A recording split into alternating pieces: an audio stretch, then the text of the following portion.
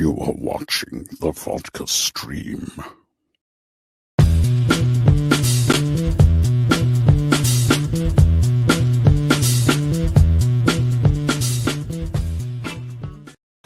Hey, what is happening, everybody? Hey, what is going on, everybody? Welcome. It's Friday. Yay. You made it through another week. We made it together, guys. That's what happened. What's happening?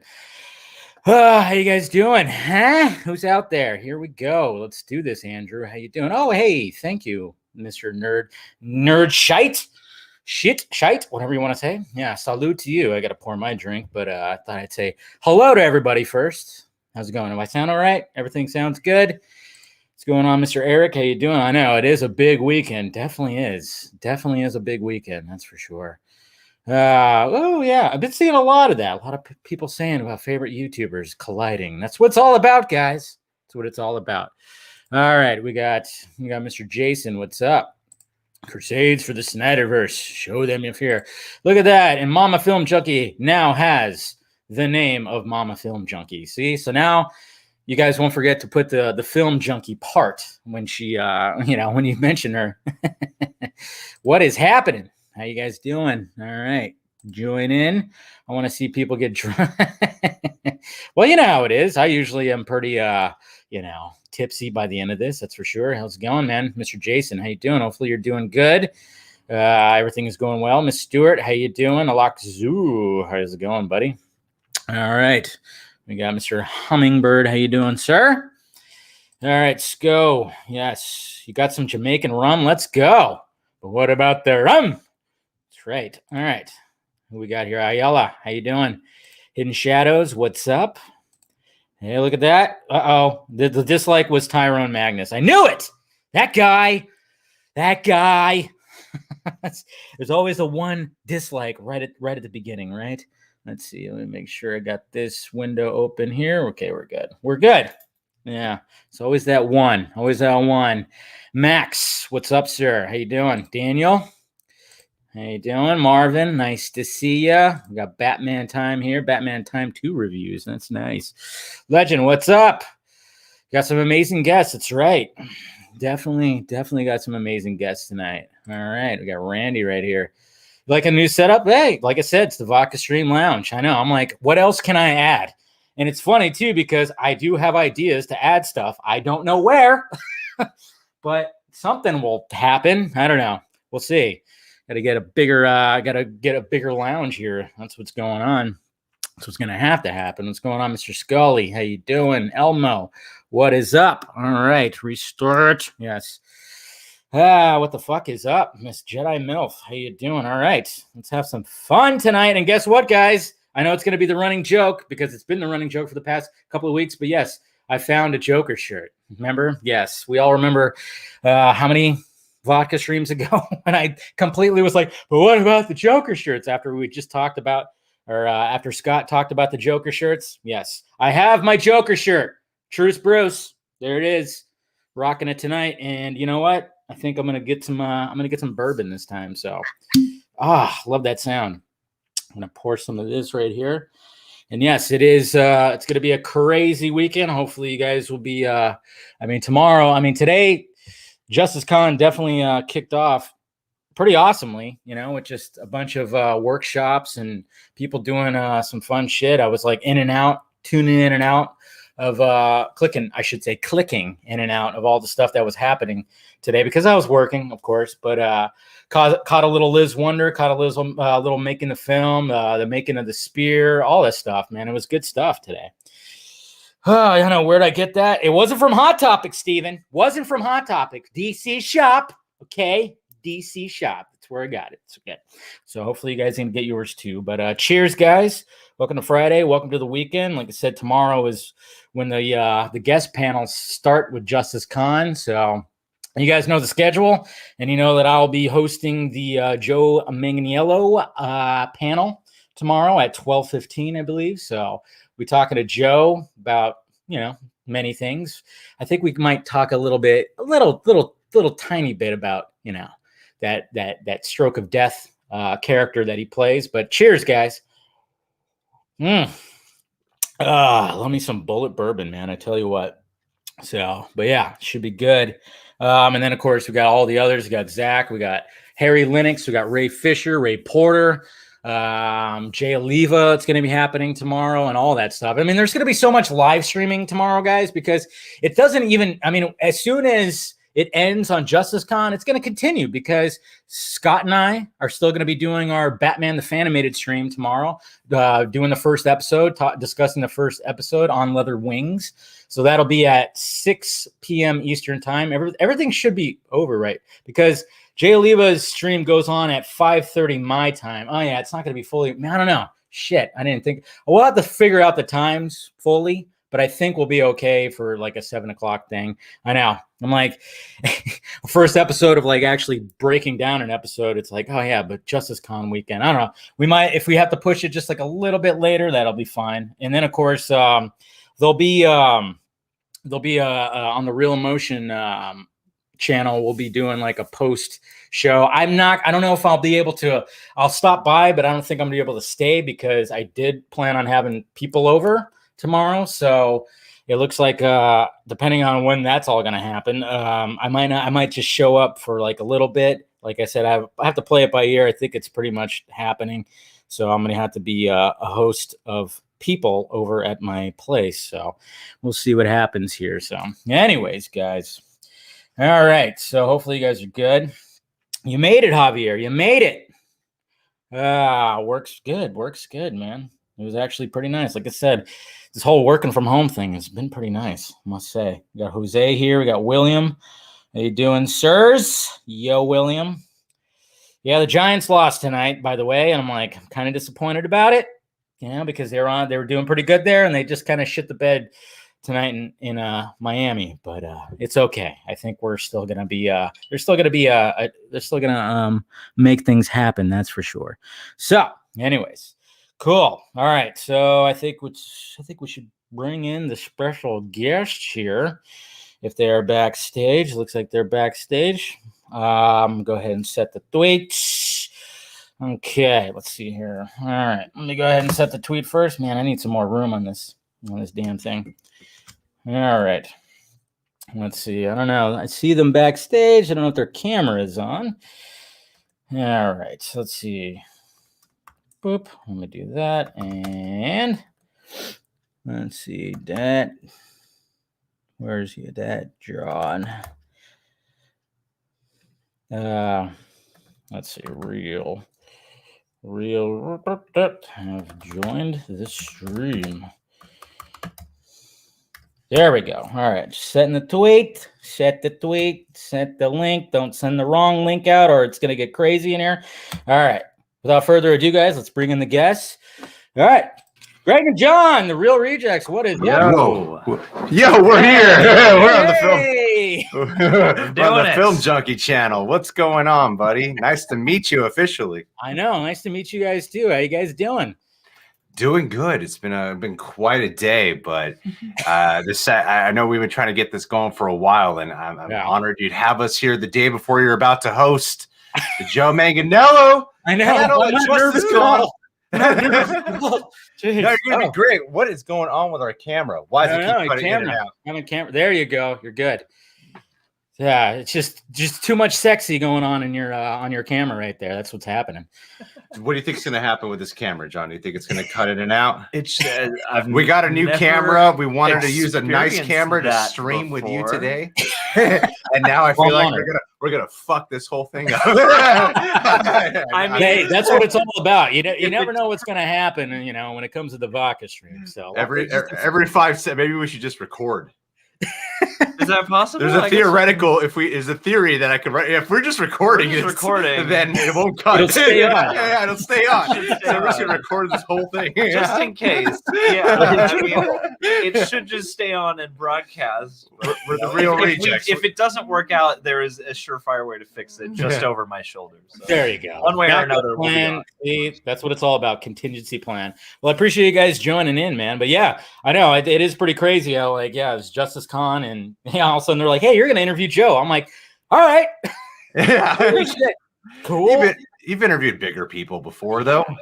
That's very true. I mean, what's funny about it too is like, I mean, I don't know, when it comes to these vodka streams, I mean, they can run about 4 hours and, talking to people and everything like that. I'm only going to be doing an hour. I remember even saying that's nothing compared to like what happens here. I mean, I'm like, an hour? That's all I get? Man, I'm only going to ask them about 2 questions maybe. I don't know what's going to happen. We want to leave you wanting more is the goal. That's what it is. That's what it is. But you've met Joe before, haven't you? When they the premiere night, when we did that charity stream, he showed up on there. That was a weird thing because it was like his people hit my guy up and says, hey, he wants to join that. And I was like, oh shit. So I'm like in the middle of it, I'm like typing going, yeah, send this link. Oh shit.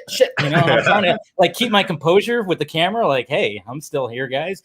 And then and then all of a sudden, like I hit up Uche and I'm like, hey, Joe wants to join. So, and he's all, fuck. Yeah. So briefly talked to him a little bit. So cool. we went to the one time I've been to San Diego Comic-Con, I hosted some panel there, and then we went to some after party that was at a store that Joe Manganiello owns. It's like some very big geekdom store. Yeah. And then I remember I did that awkward thing where you just want to meet someone the whole time and you're just standing off like 5 feet away, waiting to say hi for like 45 minutes, and you never say hi. You're just like waiting for it. Yeah, you're like, where's my opening? It's like trying to ask a girl out. Yeah, you're like, that opening.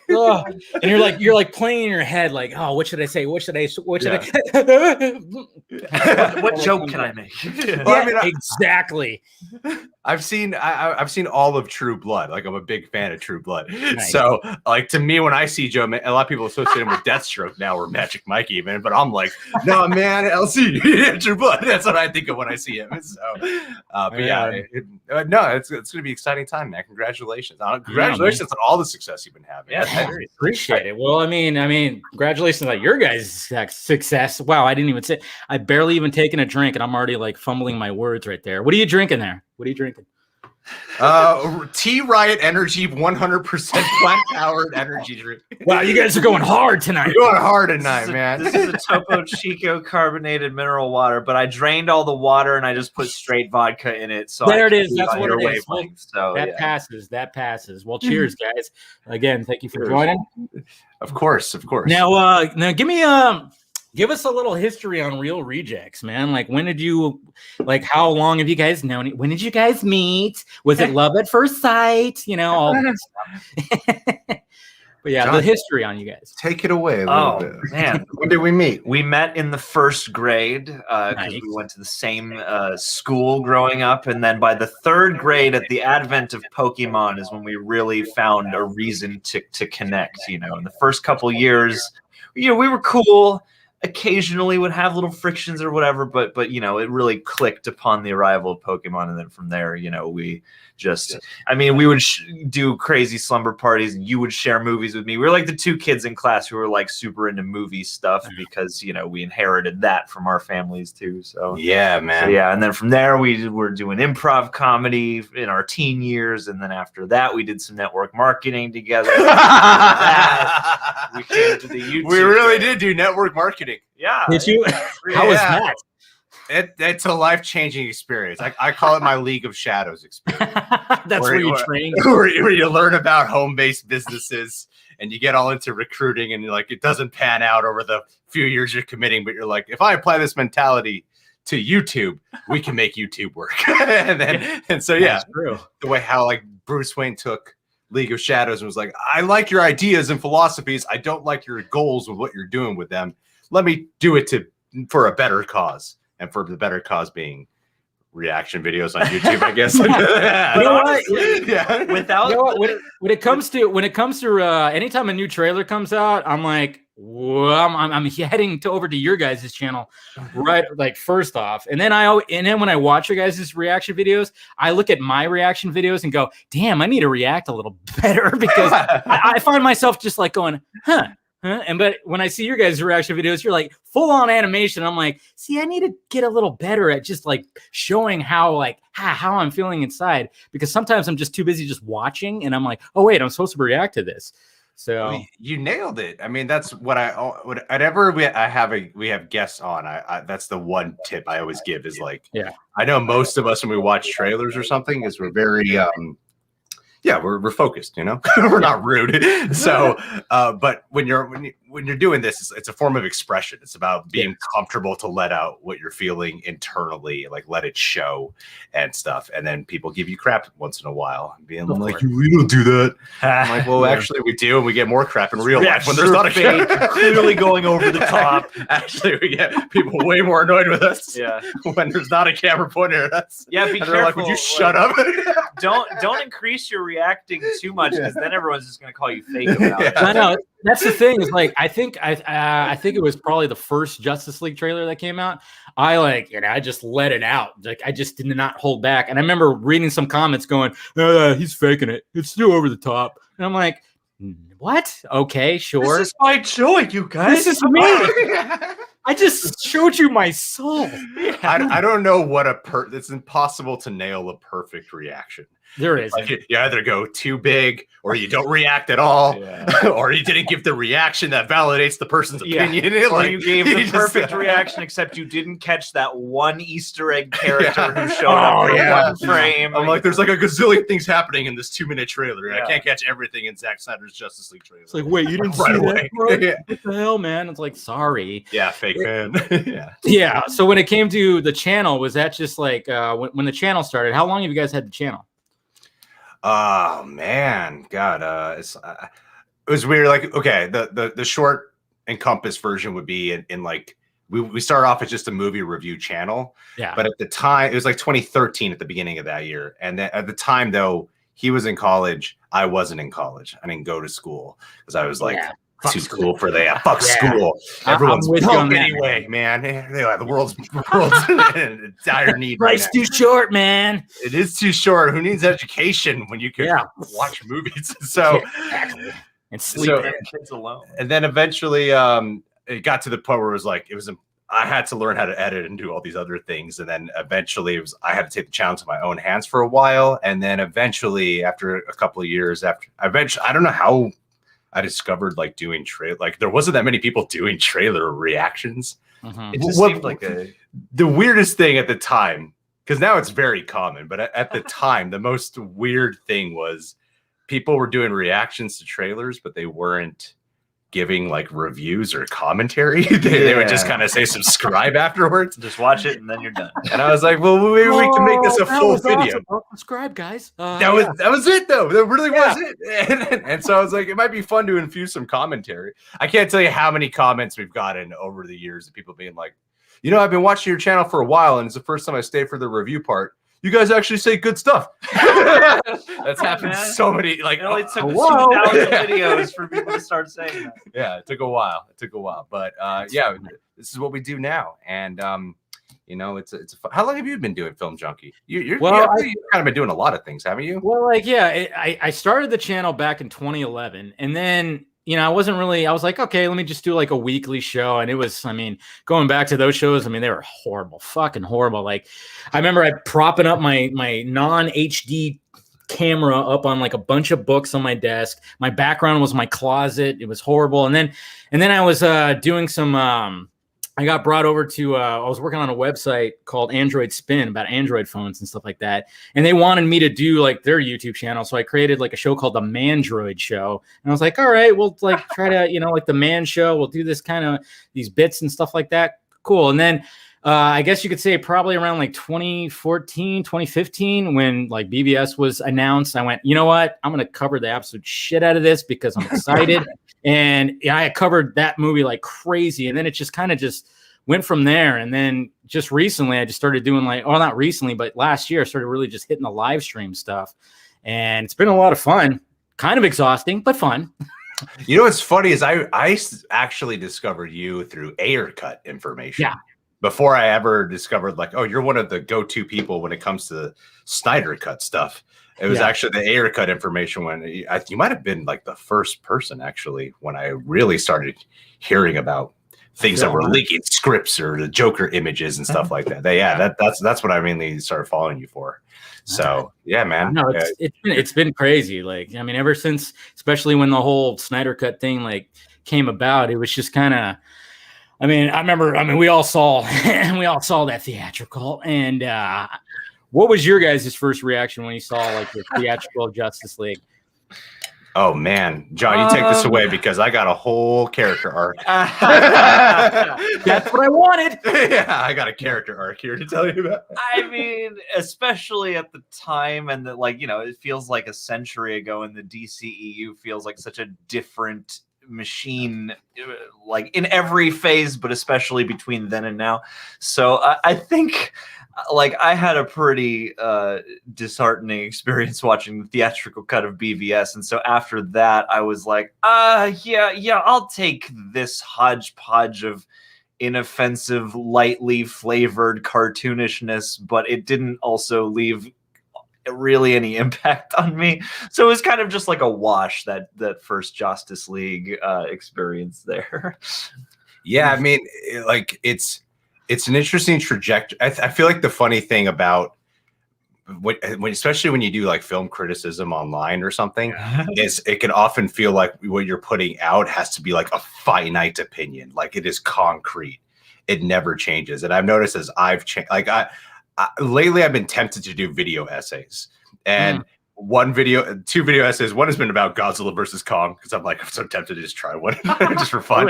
And the other one has been like, I wanted to do because through covering Zack Snyder's Justice League, after reactions, I tend to like take breaks. I take time out to be like, well, here's my experience that I've had with the Snyderverse in particular, how I went from being like, I've always really enjoyed Man of Steel, but BVS theatrical cut, I was one of the people who really didn't like that. And I did a whole video dedicated to hating that movie about the whole Martha thing. And then like, it was like when the Batman and Superman trailer came out for Zack Snyder's Justice League, I talked about why my opinion has drastically taken a 180, even on the Martha moment. And so I kind of wanted to do a whole video essay dedicated to why I actually love that.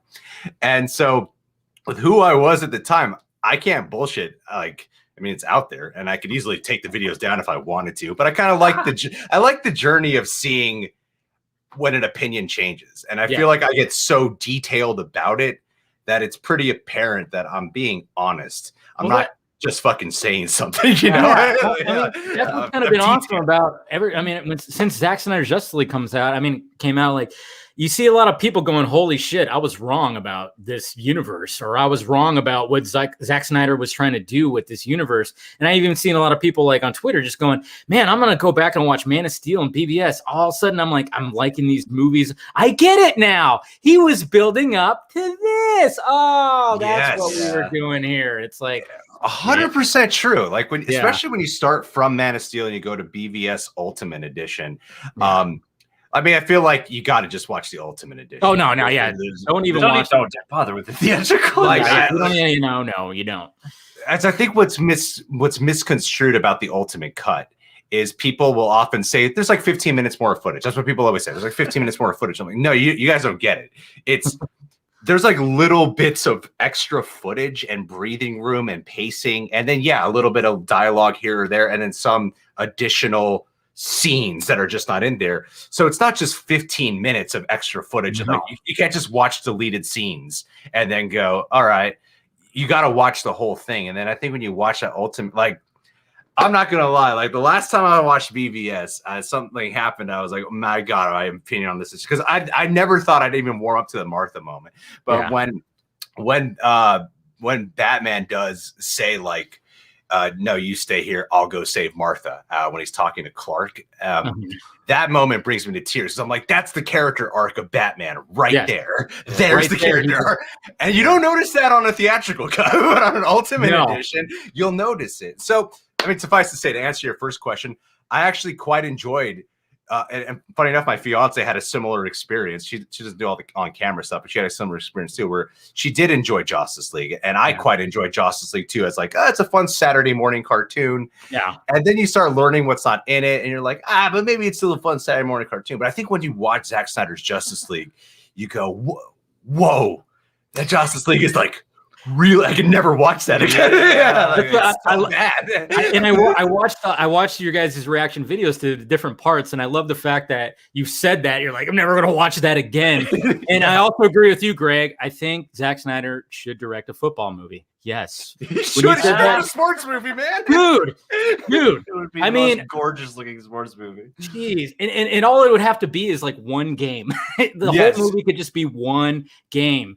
You know, just one game, a playoff game, a Super Bowl. I don't know what he could do, but just have that and just a Zack Snyder football movie. Super Bowl. It'd be so cool. I mean, he likes the human body, you know. He likes the anatomy of people. He likes his Adonises. So, like, capturing the physicality of like the real world of sports and athletes. That's kind of what he's doing. Like when you look at the women of Themyscira. Oh my God. You're like, those are warrior women, you know? Yeah. Chicks lift, all right? They lift. I know, you're thinking that, and you're like, I'm never going to have abs like that. I don't know, right? I guess you got to swing a big, huge hammer the way that they do it. I don't know. I mean, that's some core work. I feel like it seems like you've always been like a big fan of the Snyderverse. Yeah. And for me, you know what? I think there is something to be said to the timing of when his work came out. Because like for me, like that's when I remember like in between after BVS, I eventually got into stuff like the Injustice storylines and all that, and seeing more of these alternate universe darker takes. And then that kind of opened up my mind a little bit more. So before Zack Snyder's Justice League, from watching Man, you really see that it's like this is Superman's tale from beginning to end. Like I said, I could do a video essay. I don't want to just take over the stream and I won't shut the fuck up if I just start rambling. So I'm gonna try to keep reeling myself in. Turn my microphone off. Go ahead. I do have a parameter. I could go on and on about it because it's just so weird to I've never had quite a slingshot effect where I'm so public about I hate Batman v Superman to watching it later on in my life and being like, oh my god, I think I get it. You know? And I think that's the impact of the Snyderverse, though, right? And even with me, like being a fan of all of it, just going back and rewatching. I mean, after I watched Zack Snyder's Justice League for like 3 times, whatever, I went back, watched Man of Steel and BVS like right at one after the other, and I went, fucking A, man, this just works so much better now. I mean, you just see what he was building up to. I mean, that's exactly what, and the fact of the matter is like with these 3 movies, you have a different kind of almost feel and tone. That's what I fucking love. Right? It's like, Man of Steel is handheld and gritty and in your face, and the Batman v Superman is dark and sleek and looks like a graphic novel, and then Justice League is like the gods amongst us movie. Yes. You know? Every shot is just gorgeous. I mean, I even like compared it to like the original Star Wars trilogy. I'm like, you know, because all those 3 movies have like a different feel too. But the difference is those are 3 different directors. This is the same director giving you like a different kind of feel with each not really chapter, but each movie or like each chunk of this story. And it's just fucking beautiful, man. So beautiful. What can really upset me? I'm sorry, John. You know what happened? John knows. I'm just enjoying all the enthusiasm that is going around. There's been so many off-camera conversations where I'm just like, I just don't shut up. Nothing's wrong with the camera right now. That's all he's concerned about. He's like, it's not cutting off. I think when you start to get the vision, then it can become kind of.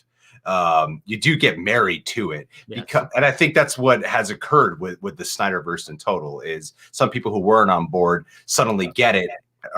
And one criticism in particular that I used to give was like, oh, Snyder films are like really all about visuals, and they kind of lack on the character, and there's just so much slow-mo.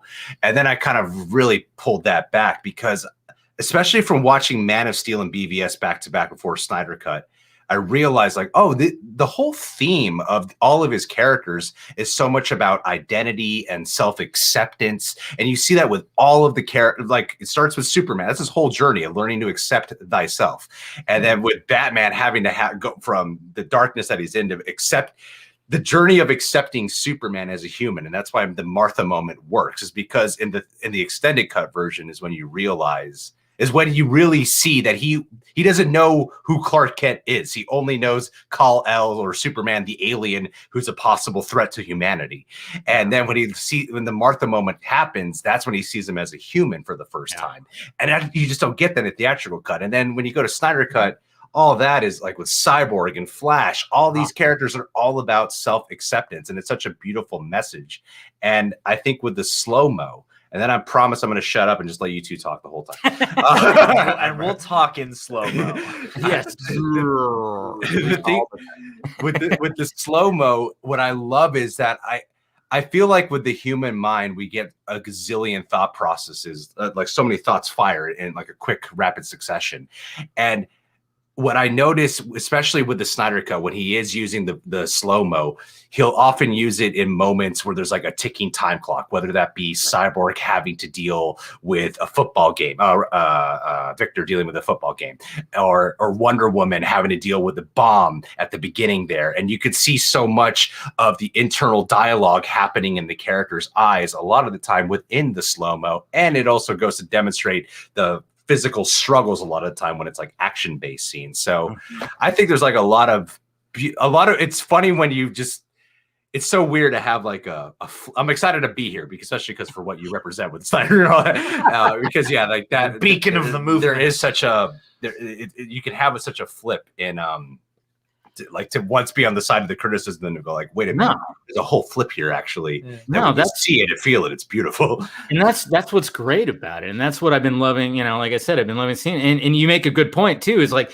and specifically when it comes to the Wonder Woman scene in Justice League, where it's like, I mean, most of the time she's it's like everything's going crazy. And all of a sudden you get these moments where you can catch your breath. It's almost like you're going like, hey, I'm going to slow this down. She's going to do a hair flip and you're going to catch your breath. And, and that's what's going to happen. I mean, that's what he kind of does. I mean, even like when she sends the bomb up, I mean, she throws it up and then it just stops and you're just seeing her concentrate like, oh, did I fuck up? Is that going to be good? Is that going to be good? Boom. And then it's like, okay, I think we're good. And then, he just seems to. And I remember there was an article coming out like, oh, there's about 20 or so minutes of slow-mo in the Snyder Cut. And like, and? So, yeah. Where was it all placed? It all placed well? I mean, that's the beauty of the. Also, you need the opposite of in order for the fast shit, and just on a physical action level, for the fast shit to work, you have to see the slowdown stuff first. You have to experience the opposite. Yes. And so, like when the guns starts flying, when the guy's shooting the assault rifle at the crowd, you see the thought process in her head of like, how am I going to block all of this? Yeah. It's perspective. Like everybody's seeing her move fast. She is moving. She is like totally. Everything's breaking down to like, oh, I could just let me just do this. Same with the Flash. It's like you're seeing perspective. You either see him just like just instantly move, or you see his perspective in the Speed Force, like when the opening scene with Iris and everything. I mean, it's just he just fucking nailed it right there. It's like, okay, this is what he is seeing. This is what he's witnessing right here. And everything else, obviously to us, it's going to be an instant. And yeah, you have to have that perfect balance, and I think he nails it, to be honest. He does. I also think that slow-mo scene with the Flash, people when we did a live stream about the Snyder Cut, that was like the most talked about scene. And really? Yeah, I mean, it made sense to me of like how visually gorgeous it is. Yes. That's what people talked about. But I think what makes the impact of that scene so grand is, again, back to the theme of acceptance and identity. Not only is it just a beautifully visually realized scene, but that's also when he has come to the term of the acceptance of his potential. And that's why that scene is so powerful. It's because of all the emotion underneath it, not just because it's fucking awesome to look at. Cool. It's awesome. It's so cool to look at, but it's also the theme of like, Dad, I can be what you believe me to be. I can be everything you thought I can be. And he's realizing that in that moment. So yeah, I think there's a lot of beautiful character arc stuff in these films too, that I think that goes under recognized a little too much. We often get caught up in the visual, so he's so good at that. But yeah. Anyway. Let's see. Yeah. You're good. No, you're good. Totally good. No, I love it. No, but like, yeah, I mean, specifically when you're talking about that Flash scene where it's just, he starts doing the phasing thing, because he's just like, oh shit, something happened. I mean, to me, that's probably one of the best super CBM moments ever, just because, like you said, it's just that moment where he's got to run faster than he's ever had to. And just the way that he does it, and he just crouches down, and just that shot, the way that just the way that it looks, it's just a piece of art right there. And then he just leaps forward, and then he starts talking to his dad, and then you start going, all right, now you're gonna make me cry after I was going to cry about how beautiful this was. Man, tears on top of tears right here. My God. It's just such a beautiful moment. But even like the first time we see him with the with Iris and everything, and the hot dogs and those CG hot dogs. Well, what's funny too is like I actually posted on my Twitter probably earlier this week, is like in the first issue that Flash showed up in DC Comics back in like the 50s, like the first time he actually sees things like stop in midair, there's actually hot dogs. There's our hot dog looking things. And I'm like, I didn't know. He's at Barry's at some restaurant, and like a waitress drops some stuff, and everything just stops for him. And he's like, what the hell? And there's like 3 hot dog looking things on the plate that are flying off of it. And I'm like, you son of a bitch, Snyder. How? Leaving no stone unturned. Exactly. It's like, especially if people go, he doesn't know the source material stuff. And then he'll put little Easter eggs like that. And you just kind of go, come again? What? He doesn't know what? It's like, I think he might have a knowledge on some of the stuff that's going on in here. So. Yeah. Well, I feel like there's a weird onus that gets put on these movies in particular to adhere to a specific ideal of the source material. And I feel like comics are a medium in which characters are frequently like reinvented or thrust into situations they wouldn't normally be in. And so I understand like a lot of people's gripes with some of the trappings of the Snyderverse, but I never really understood why it was so hard for the majority of people to get to the idea of like, oh, this is a particular person's vision of these characters. It's not necessarily trying to be the classic definitive. It never represented itself like it was trying to be your golden age Superman or something like that. I think the problem that occurred when I talked about earlier in this stream about like the time in which it came out is because it's not really because it's a comparison issue with Marvel versus DC. I don't really think that's really what it came down to. I think from kind of a subconscious level is that we were getting live action introductions for Marvel characters, right? People like Thor, like these characters, Iron Man, they didn't have these big screen movies before. No. So you had to adhere closer to the source material and the way how most of us knew them as. You had to get that right. Whereas like, there's been like a bunch of Batman movies already. There's been a whole Superman franchise already. Like we can talk now. We can have some. That's what I've talked about that too. It's like Marvel's going to soon get to that point where they have to recast a Wolverine. They have to recast an Iron Man, and that's when people go, "That's not my fucking Iron Man." I don't like that. Who they cast as that? I mean, that's why now anybody who gets cast as Batman, everybody's just are automatically going, "Are you fucking kidding me?" The guy from Twilight. That guy, right away. Or Ben Affleck. I mean, even back in 2013, people were like, fucking Ben Affleck, really? Even I was hesitant. I was like, really? Ben Affleck? I don't know about that. And then now here I am going, I love you, do more. Yeah. He's my favorite live act. I think he's the perfect blend of... Dude. Because before there was a point where I was like, I like this guy's Bruce Wayne. I don't really love his Batman. I like this guy's Batman. Don't really love his Bruce Wayne. Ben Affleck, to me, I'm like, oh, he's got the perfect marriage of both Bruce Wayne and Batman to me. I know the whole killing thing kind of upsets people, but for some reason, what's so funny to me is like Batman's been my favorite comic book character my whole life. Yeah. And one of the things I never, even with the theatrical cut, I was like, I don't think it's that far-fetched for him in this world to kill someone, especially where we're at in his life. Exactly. I mean, throughout any interaction with Batman, I often feel like, well, maybe he doesn't go out of his way to kill people. Maybe he doesn't like intentionally murder anybody, but there are people caught in the crossfire of all this. He's responsible for deaths either way. Yes. And that's part of the effect that you get in the BVS. That's what I love about the argument and the conversation presented in the Ultimate Edition of BVS. It's like, I remember in the theatrical cut, I had the thought of like, I don't get why Superman just doesn't look for Martha right now, and why is he fighting? Why doesn't he just tell the joke that I think a lot of us have had? John, hit record on that. No! We're starting a new take, breaking in a new camera. The joke that I've always had was that a lot of us have had is like he says save Martha, and that snaps Batman out of his moment. He could have said that earlier. Where I think when you watch the Ultimate Edition, you can see in there Superman has a like they have similar point of views towards each other. Batman and Superman, they both think each other to be like a terrorist of some kind, and the context is different. It's like Superman tries saving people, and there were some casualties along the way. Whereas Batman, he terrorizes criminals, and it's really up to the audience who they decide is right or what the hypocritical debate really is. But I think in that moment with Superman, why he doesn't just come right out is I think he's it's so funny when people will criticize the movies. And I used to be this way too. Like people will criticize well, it's not explained through expositional dialogue. But then I'm like, but then if you go expositional, you complain about expositional dialogue. Exactly. Where I think in that moment, Superman, I think he's a little torn. I think he's tempted on, I could just kill Batman and get my mom back. and you see it happen. He shows up and he's like, Batman. But then he keeps fucking trying to kill him the whole time.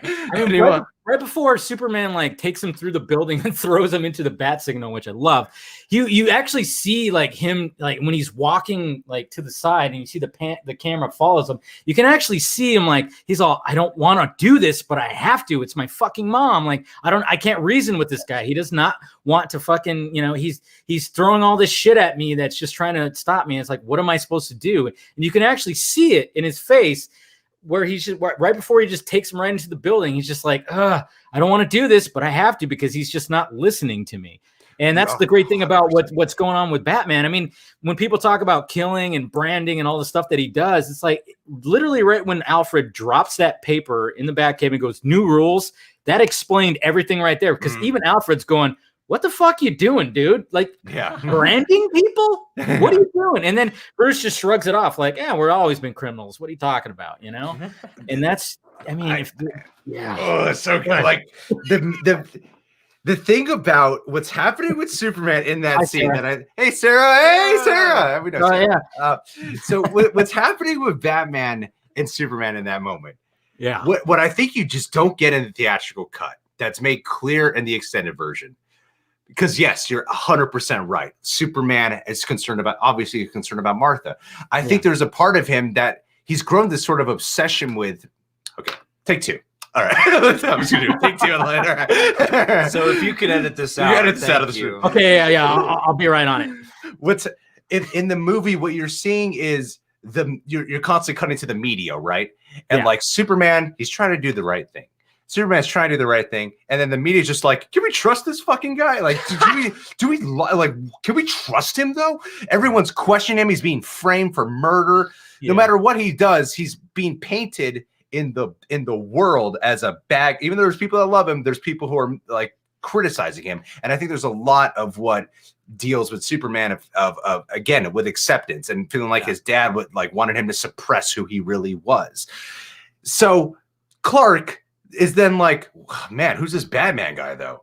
Yeah. They won't even let him report on Batman. They're like, no, talk about football. We don't want to hear about Batman. Like they don't even let him talk about it when Batman's the one who's doing like criminal activities. So in the Ultimate Edition, what you're getting is a slow build of obsessive hate that these two are growing for each other up until the moment where they fight, because Superman, he could just knock him out, but I think he's obviously holding back. But I think there's this part of him that kind of wants to hurt Batman. Yeah. And I think that's why he just doesn't go all out. And also, he even says it. He goes like, "If I wanted it, you'd be dead already." I mean, he just fucking yells that to him. He's all yells right at him. Down.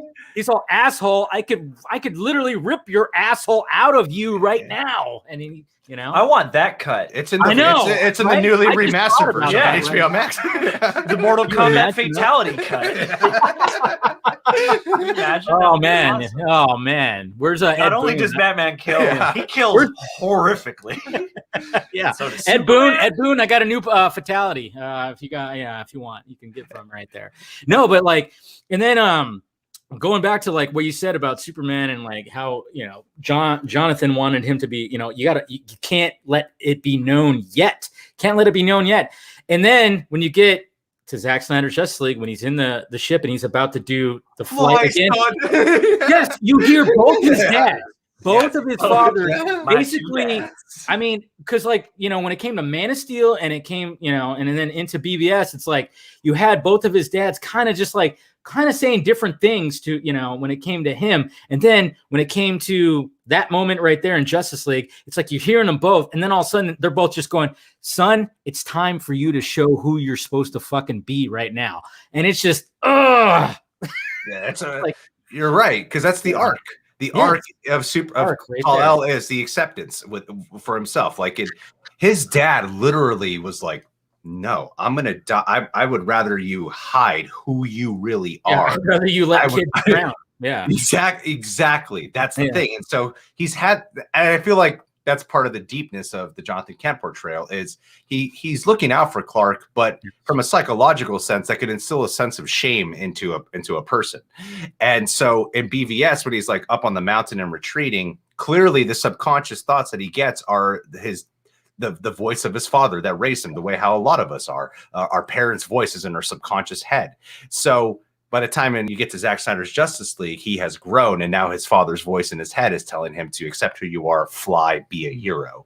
Like, that's a beautiful trajectory that you could only get from actually watching all three kind of close together. You know what I mean? And that's been probably my favorite part of this entire thing, because it's funny, like people dog Zack Snyder for things being slow, but it's fascinating to behold these movies, because I never would have thought or guessed it, during the cycle for Man of Steel or BVS or Wonder Woman or any of these, in the lead up to Justice League. And then after, around that time where he's walking through the ship and he's hearing the voices, it started to click to me like, wow,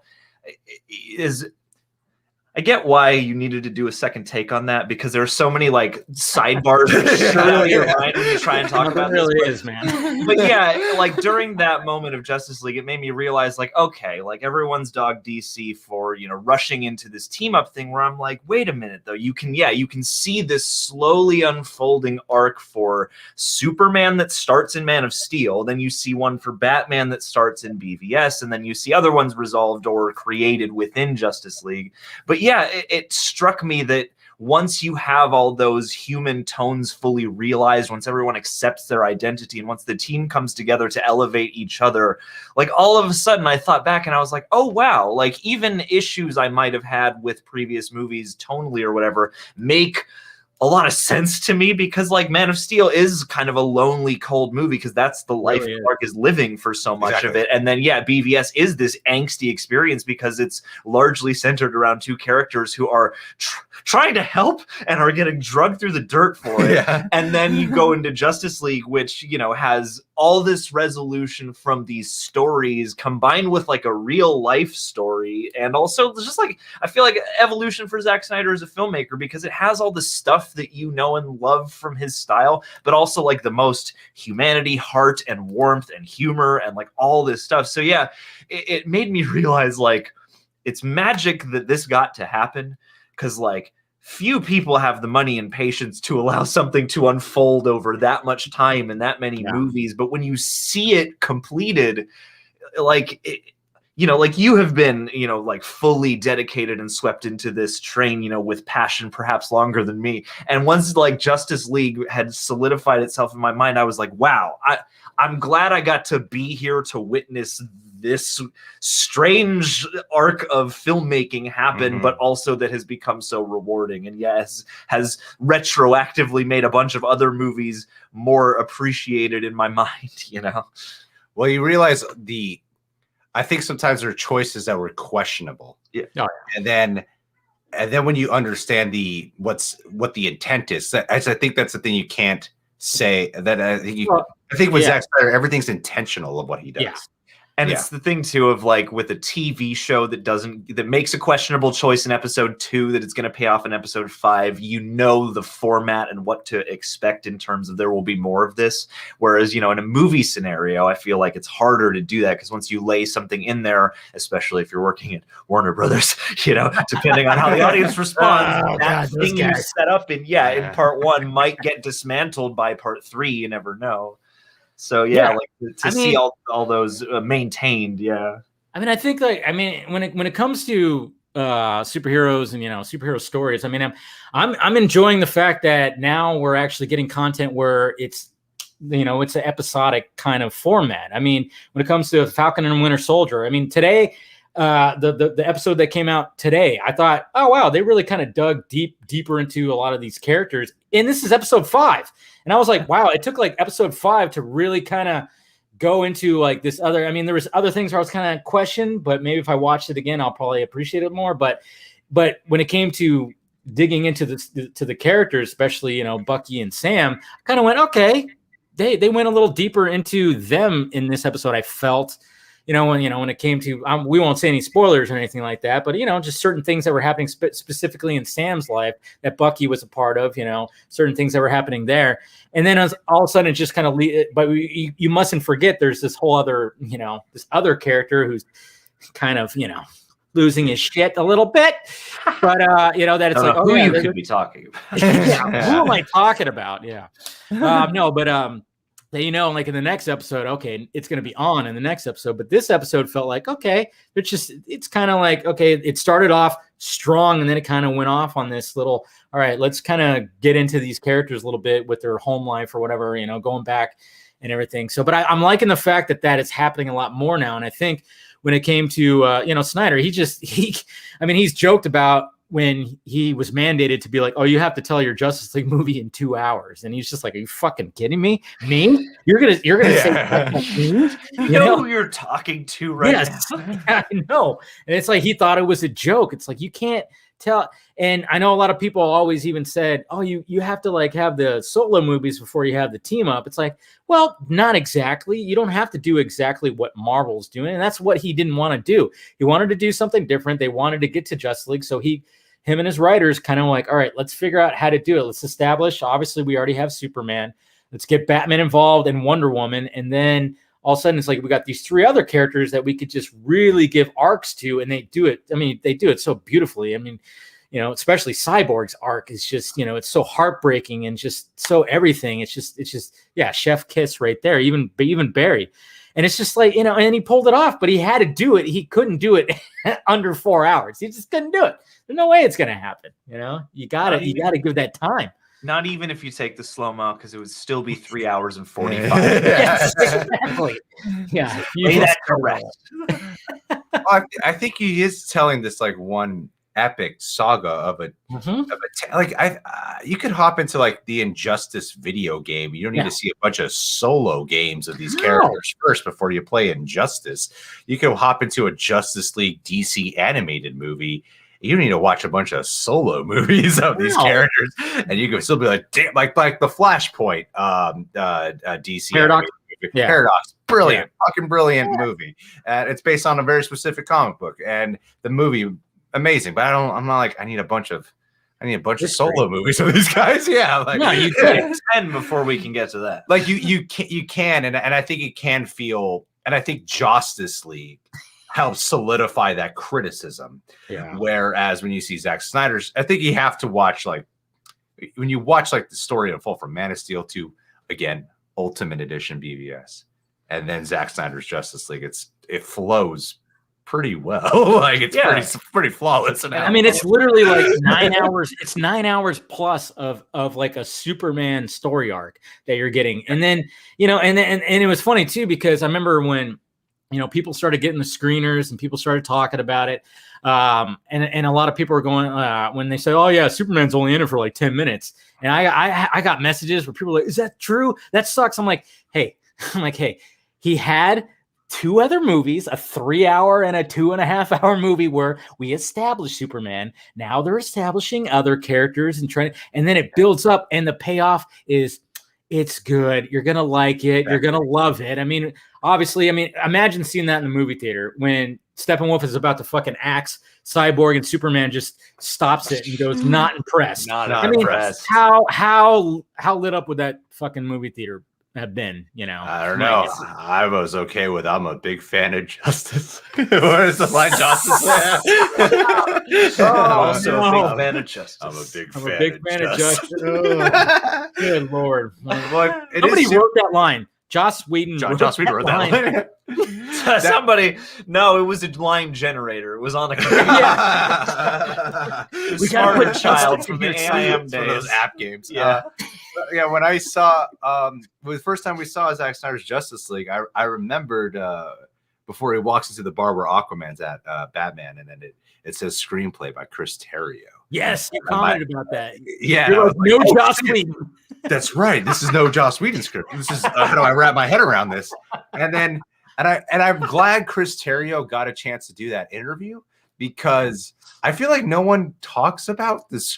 And like that was something the name that never gets. I've been trying to like talk about. Like, dude, Chris Terrio also wrote these movies. Yeah, and if you love Zack Snyder and Zack Snyder's vision, this is the guy he trusted to help deliver that. And Ben Affleck too is the guy who helped trust him with it. So I think Chris Terrio does deserve more credit for the work that he did. Because to script that out, it's like, how long is that fucking screenplay? Like, damn, that is a long ass. Yeah.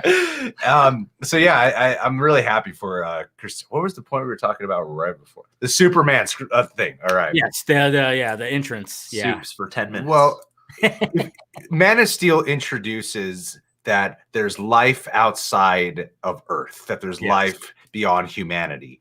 And then after the events of what happens in Man of Steel, we get into Batman v Superman, where that's all based off of every character's Lex, Batman, their motivations are stemmed from the arrival of Kryptonians on Earth and the destruction that happened in Metropolis and all that jazz, and then prepping for that, and then the introduction of metahumans. And then the death of Superman is what causes, the mother boxes to awaken. And so it's all, even the Superman's, okay, how I would basically say it is, even though Clark is not really in it that much in terms of screen time, his presence is super prevalent over that whole movie. Yes. And it's a major release of tension. This is why it's the hazard of boiling anything down to like screen time math, is because what's the impact of the usage and how much does the withholding of that make that impact greater? Yeah, no, you make a good point. It's like you feel his presence throughout, and then I mean, you guys even said it when it came to your reaction videos on the parts. It's like it's just the build up to it, and then not to mention, I mean, these 4 hours just fly fucking by. I mean, it feels like this movie is shorter than Justice League for shit's sake. I mean, a smooth pace will do that to you. Well, there's also action throughout too. I think that's what a lot of people don't. But like, I was worried about that, to be honest, because like, as much as I love the Snyderverse, like I haven't seen the director's cut of Watchmen, so I can't comment on that. You should. I've heard what I heard was BBS. It was. I mean, I have. Oh yeah, we're still waiting for the director's cut of Sucker Punch. Are they making that? They have made a director's. There's an extended cut of Sucker Punch. There's an extended cut, but there's not the full-on director's cut yet. Snyder. Yeah, Snyder. Like, I think. When I had him on the first time, I brought in one of my buddies and he asked about that because he's a big Sucker Punch fan. And apparently, like, the reason why there hasn't been like an actual full-on ultimate cut or a Snyder cut or we call it the Snyder Punch that's great. Release it. Yeah. Oh yeah. There's a hashtag. Release the Snyder Punch. Yeah. Oh man, I totally missed out on that. And then one for Cahool too. One for Alison Cahool. It's a little smaller than the other ones, but if you want to, tweet that out, it's good. No, but he said like one of the reasons why is because like the TV, cable channels are owning it. Like I think like TNT. I don't know. There's like a whole logistics thing where they can't do anything with it yet because of like contracts and whatnot. But he said eventually he wants to release his full-on version of Sucker Punch that he wanted. Yes, there's an extended cut, but it's not quite the Snyder Punch, as we say. So kind of similar to how there's an extended cut of Suicide Squad, but that's not the air cut. Not the air I get what cut. you're saying. Exactly. Yeah. I'm going to bring on a couple more guys. I know you guys have to take off in a little bit, but bringing in Scott and Steven right here. Say hello, gentlemen. The beards are taking over, Dave. Let's rub them together. Let's all rub them together. Hey, I'm trying. I haven't shaved in 2 years. Come on. It looks good. It's any one of these years now, it's gonna come in. Everyone has better mics than us. He's got his brush out and everything. Oh, look at you. Rub it in. Rub it in. I just got to keep it at the desk because it's like gets itchy. It gets itchy. Don't say itchy. No, that's reminding you of Justice League right there. Yeah. Did you guys see that thing that they almost was it itchy that they almost left in? Oh, yeah. You smell good. You smell that the editors they just pulled the Joss Whedon ADR track for like temp sound when they were putting together the Snyder Cut. Oh no! And it was like on their they had. I talked to a couple people actually. I talked to someone who was like, "Dude, that was in my screener, like the early screeners." So and so that's how close it was to like the version on HBO Max having it in there, and then somebody hunted down those copies and expunged them. Yeah, exactly. They were watching, and I love that Debbie saw it and was like, right? Yeah, it was Debbie. They were doing a review, and she's like, "Wait, why does he say that? Or why did she?" How he smells, there's nothing. It doesn't matter how he smells. That doesn't mean anything. That doesn't make any sense. Take that out. It smells like dirt. Yeah. It smells like dirt and BO. It's one of those weird Whedon ones where it's like, why? I don't like. There's certain things in there where it's like he's just looking for opportunity to like replace dialogue. Like I feel like he's got a word count or something where he's like, I've got to have mathematical tally of how. We were just gotta hit my joke quota. Yeah, or he's like, okay, let's see, I've got like, is that it's not even more or less funny? It's just different for no reason, and I feel like it's got to be like, okay, if I change that, then I've got 27% of the screenplay, and so I need to hit 30% in order to get credit. So at which point I get residuals. So let's see, what other words can I change? Do you guys remember in 2012 when Joss Whedon was like the god? Yeah. I was one of them. I mean, when he got brought on, there are videos, speaking of videos that are out there, I was like, hey guys, Joss Whedon's coming. It's going to be okay.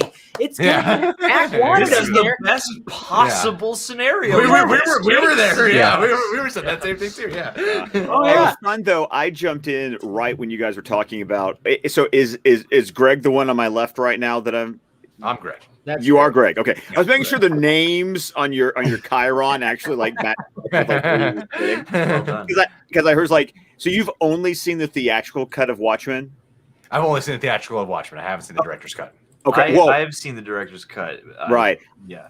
I've actually never seen the director's cut because I've only seen the ultimate cut because there's 3 cuts of Watchmen. 3 cuts of Watchmen? I didn't know that. Oh, is that the one with the Submariner stuff put in? No, a Black Freighter. Yes. Black Freighter, yeah. Okay, so Greg, to give you a lowdown, basically what happened is there's the theatrical version, there's the director's cut, which is Zach's preferred cut, and then they did a direct-to-video animated feature of all the Tales of the Black Freighter stuff from the graphic novel. The ultimate cut cuts that film up and places them in the movie where they would have happened if you literally if you're just reading Watchmen. Right. And they also have interstitial scenes with the newsstand guy and the boy reading the comic. So watching the ultimate cut feels like you're literally just watching the graphic novel come to life. I've actually never watched the director's cut because in my head it was always ultimate. I want the one with more stuff. And I mean, I imagine that if it's animated, there were other people helping direct, but it's still guided by Zack Snyder too. In his interpretation and Gerard Butler is the voice. Yeah, I was gonna say. Yeah, I used to watch. I don't know if I've ever made it through, and so I prefer the director's cut like Zach because I can't sit through the entire ultimate cut. Because whereas the Snyder cut feels like it's a 4-hour movie that feels like it's like 2.5 hours. The ultimate cut of Watchmen is a 4-hour movie that feels like a 4.5-hour movie. It's like the director's cut flows. Like just reading for 4 hours. Yeah, exactly. Well, because it is just extra. Like it doesn't really it's not that it doesn't enhance it, but it doesn't. It does interrupt the story, but Right. But I used to watch the anime in college. We watched the the animated bit on its own like 3 times a week. Oh, really? I've never seen. Yeah. I've never seen the animated. It's amazing. I mean, it's like really good. It goes all the way. Like if you've read the book and you know kind of the ridiculous stuff that happened, they go all the way with everything. Yeah, see, I read the graphic novel, and then I watched the theatrical. I finished reading the graphic novel in line for Watchmen, and then I watched Watchmen theatrical. Well, and that's what led to my, as a Snyder fan, I have to kind of like admit my sins to go. It took me till the second viewing of the theatrical Watchmen to at least enjoy it, because my problem was the first time I saw the theatrical version, I was hot off the heels of just having read the graphic novel for the first time. And so I'm just like, there's so much stuff missing. And like how do these dots connect? And like, I'm an English teacher, so I'm a read the book first kind of guy. So I know assholes. Yeah. I am one of the. I am an asshole. I'm an asshole. No. Thank you for recognizing that. But I even at Fucking hard fact. yes, it is. I just know what Dave's going to do before he does it. This is the relationship that has developed over these years. But no, my parents even made for me a shirt that literally says "the book is better." Yeah. And I wear that to movies dude, just for the irony of yes, I know. If there's like a teacher convention, you just need to set up a table and sell those shirts. Oh God! Actually, I was at a teacher convention when I got to meet Brad Meltzer, who wrote Identity Crisis, and like literally, I'm at an English teacher convention. He's talking about his political thrillers.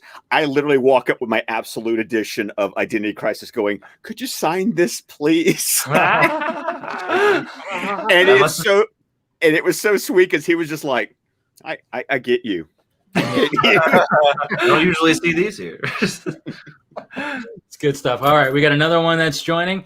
Greg and John, are you guys need to take off, or we should probably take off? Yeah, we got like a couple because hours. I got here. Yeah, I know. Like high school all over again. Yeah, he's got a Boston Red Sox hat. Yeah, I'm all about sports. Yeah, take your green monster ass out of here. No, I know you guys are working on all kinds of stuff, and if you guys need to head out, and everything, that's perfectly fine. Basically, they're shutting off all the water in our building to like for 24 hours. So I'm trying to get all the work done for the weekend in the next few hours. So it's just like a bunch of craziness. But I wanted to make sure to hop in here, man. And thank you for having us. This is a blast. This is fun. And dude, it was great meeting you, Mr. Everts. I'm a big fan. And Sure. So sorry we didn't have time. He'll be here next week. I'm also familiar with this scenario. Oh man, well I appreciate you guys joining. I mean, yeah, let's do this again for sure. And you guys know where to find these guys. The Real Rejects. Subscribe to their channel. Like I said, anytime that a trailer comes out, I'm looking at your videos first, man. You guys, and I'm gonna get to that point where I'm reacting a lot better in my reaction videos. You inspire me. You guys be yourself. Be yourself and let out your emotions. Yeah, maybe we'll react to your reaction. There you go. That's what I like to see, Hey, look at us. Look at us. Huh? Who would have thought? Not me. There you go. All right. Well, I appreciate it, guys. You guys are awesome. And, turn off that camera before it, blows up or something like that. Yeah. See you guys then. All right. Appreciate it, guys. Have a good You night. guys are awesome. All right. All right. Well, that was the Real Rejects, guys. Man, love talking to those guys. But yeah, they informed me that they're working on all kinds of stuff right now. So they weren't going to be able to, do a 4-hour session, which I went, okay, fine, I guess. But then again, we do have a busy day tomorrow, Dave. we're not going to exactly do a 4-hour Yeah. either. And by the way, Scott, I mean, I know you see what's on me right now. We live in a society. Yeah, I know, right? Yes, I found the Joker shirt. I found the Joker. Finally, you found the Joker shirts. Jeez. No, yeah, it came 2 days ago, so made sure I was going to wear it tonight. So. Yeah, But anyway. I'm repping the weekend. That's what I'm doing today. I'll be wearing that shirt tomorrow. As I ordered the new shirt, but it still hasn't arrived. So well, it hasn't even shipped yet. So yeah. So they're kind of taking their time. I was kind of hoping I would get it before tomorrow, but it doesn't look like it's going to happen. So, well, I already know I've got both my shirts planned out for the next couple of days. I know there's. I'm just saying there's some people I'm talking to, and I have to dress accordingly. You have to dress accordingly. Tomorrow's going to be. I mean, it's going to be a crazy day of like a lot of live streaming. First, is that your mother box beer? It is the. That's right. You got that. Yeah. Oh, and I was doing a little Justice Con prep, and I was processing a video for patreon.com/squawkcastmedia, where I videoed not only an unboxing video turned into a cooking video. Nice. So there is a 20-minute video of me preparing the entire mother box meal live. Nice. So it's interesting. Nice. Yeah, I'm hoping to get mine. I mean, really good, actually. Really? The burger. Did you get, there. Yeah, there you go. Oh, yeah, it's right behind you. Well, hopefully you took all the food out, but you know, I'm sure you did. That's what that smell is. Yeah. Nice. Of course, Scott has a mother box. Yeah, I know. I thought he was gonna pick that from the bottom. He should have picked it. Did you get one, Ben? Are you getting one, Ben? No, I didn't. No, I haven't. Oh. I should get one because I'm trying to like dress it up back here, but I don't think I could put a mother box back there. It's funny because I was told I was supposed to get one, but I have not heard anything about it. And it's funny too because living in an apartment complex, I'm always anytime I hear like what sounds like a truck, I'm like, huh? What's that? Is that? You know, I hear squeaky brakes. What's going on? You know. Well, I think I was expecting one. And then this showed up, and I was like, "Oh, awesome!" And then it had Amanda's name on it. So I think there's a couple, depending on like, did you purchase one, or are you getting it from like HBO Max? I was supposed to be getting one from HBO Max. Yeah, so I think they're going out in like waves, and the ones that went out are from a different thing. And then I might get I don't know, maybe I'll get another one. We'll see. Send it to Ben. Yeah, there you go. I was gonna say that. Man, if I have 2 mother boxes, that'd be I'll buy it off you. You just need a 3. Wait, no, you just need a third one. If I get 2, I can find the answer. Yeah, right? You need a third one. Oh man, that'll be a photo op right there. Like, and I bought mine. This is the one I actually like purchased back in like January, February, whenever it got announced. What the inside looks like though?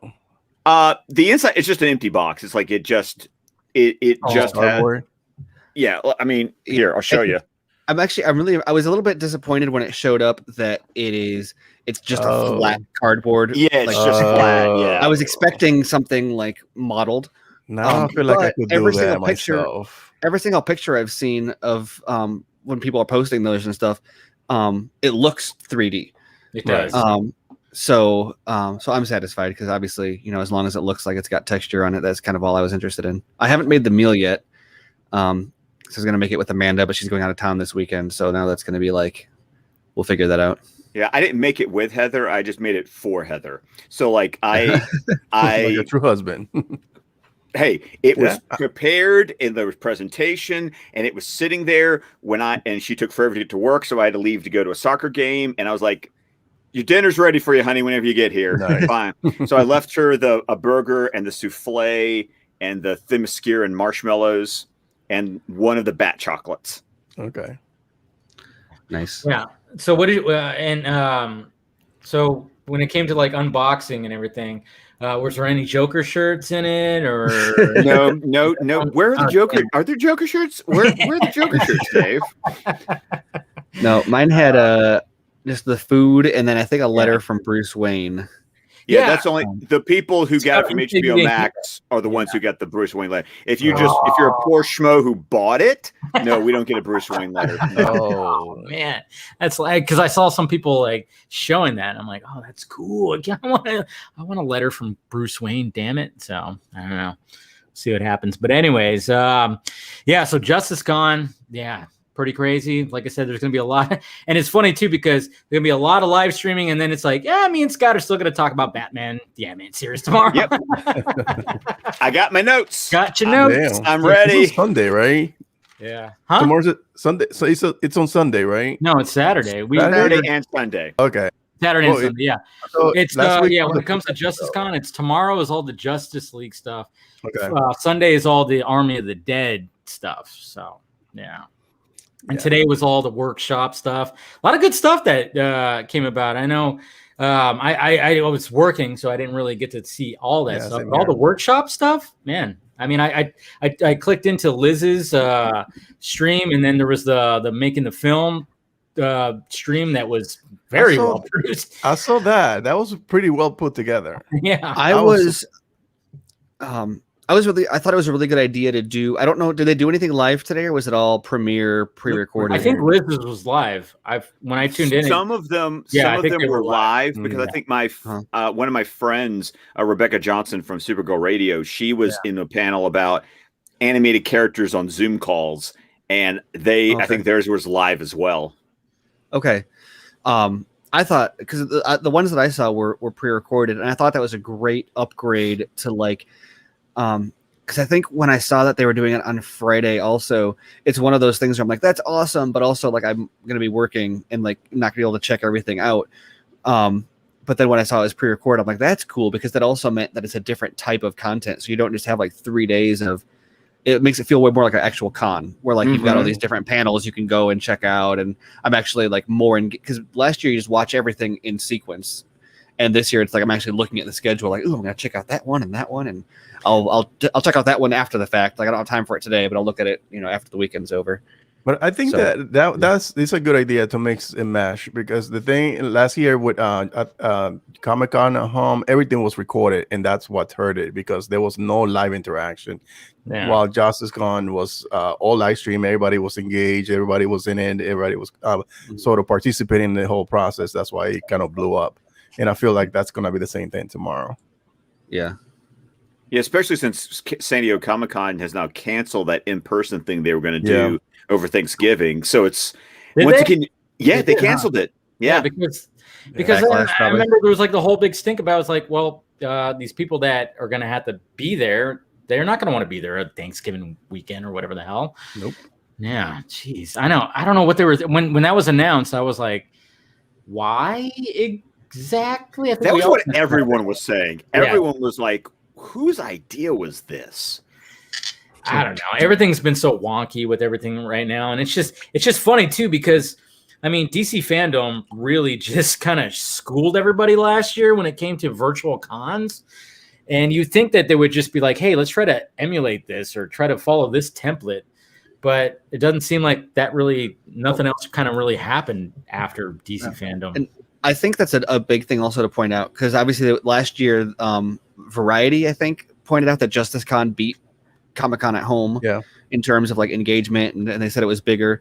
I'm sure this year is going to be even bigger than last year was, because you've got a more hyped fan base, but also you've got so many more people who are interested in the Snyder Cut stuff. Now after the fact, just it's blown open that kind of exposure. And there's 2 movies because you got Justice Con and Army of the Dead. Exactly, so and you've got bigger the fan panels. Yes. Yeah, exactly. Everything is bigger, and so don't underestimate. Like if you're someone who's like campaigning for the Snyderverse, or for Zack Snyder in general, like don't underestimate the impact that this is going to have in terms of like views and just impact of news coverage and traffic on YouTube and all that, because this is one of those things that says like this is you can look at like Zach's panel at Fandom and how it compares to the other ones, but then you can look at like when Zach hosts his own convention, how many people show up and how big is it, and that's sort of as a director to be like, look, this is what I bring to you as a studio is like this hype of this fan run event. Well, and also you look at people who are participating in the convention, and then they're doing interviews. Like Harry Lennox did an interview today, and they spent like the last half of the interview talking about the fact that he was going to be at Justice Con and what Justice Con was. Or when Grace did her interview with Zach, about half of it was dedicated to Justice Con. So it's moved beyond just our circles. Like it's It's huge. It's like everything else. It's gone mainstream all of a It sudden. really, well, I mean, even the girls have been like doing interviews like on morning shows and radio shows and all that stuff. And it's like, it's crazy. I mean, today I think Nana was on like some Wisconsin morning show news channel talking about it. And they've done interviews for radio shows and all that stuff. I mean, it's really turned into something, and it's gonna be interesting because when everything finally like kind of turns back to normal, it's never gonna fully turn back to normal. No. But when it kind of does, and we can actually physically be at places, I mean, I know Zach wants to do like another Snyder Con kind of thing, where that he did, of course, the poster and everything. But I'm wondering if that's gonna be like a combination of like, hey, we'll have panels, and then we're gonna watch the director's cuts at my fucking movies, guys. Let's do this. Yeah. In IMAX. Yeah, in IMAX. And that's what's crazy about it too, is because you think like, oh well, this year is just a unique circumstance because of Justice League and Army of the Dead. How often? But look at Stone Quarry as a whole. I mean, even if Zack Snyder isn't directing like the prequel movie, if there's going to be a Justice Con next year, you've got Army of the Dead prequel movie, you've got the Army of the Dead prequel anime series, you've got the Norse mythology series. I'm sure there'll be a lot more to talk about. I don't know if it's going to be releasing before then or not, but regardless of when those are 3 projects, and also that movie that he's doing with his friends. Exactly. Then there's Horse Latitudes, and then I'm sure that we'll be able to talk about, like, by then we'll know what his next big project is too. Right. So so it's just insane to think about how at least the next. And then how far is Army going to, is it going to become, as Justice Con? Is it going to become Army Con? I'm sure they don't want to call it that. Oh, yeah. But yeah, it's kind of crazy that you see, like, for the foreseeable future, he could legitimately host his own convention every year. Yep. He really can. And then everybody in the chat, Garza got the link. If he wants to click in, he can. Okay, guys. Shut up! Shut up! Shut up! I was about to tell you to kick Will out of the fucking chat. It's all Garza burners. He got it. He got it link this time. This time there was no mistake. He did get it. Ben's here. Ben was in the same chat that Garza was in. I'm about to say, if Ben's here, yes, that means Garza got it too. Yeah. I mean, I'm just saying. I know. I just noticed in the lecture, where's Garza? I'm like, hey, he got the link. Maybe he's, busy. He could be doing something. God knows what, hopefully. Yeah, I think he's busy that way. Yeah. He's been kind of quiet. So I thought, maybe.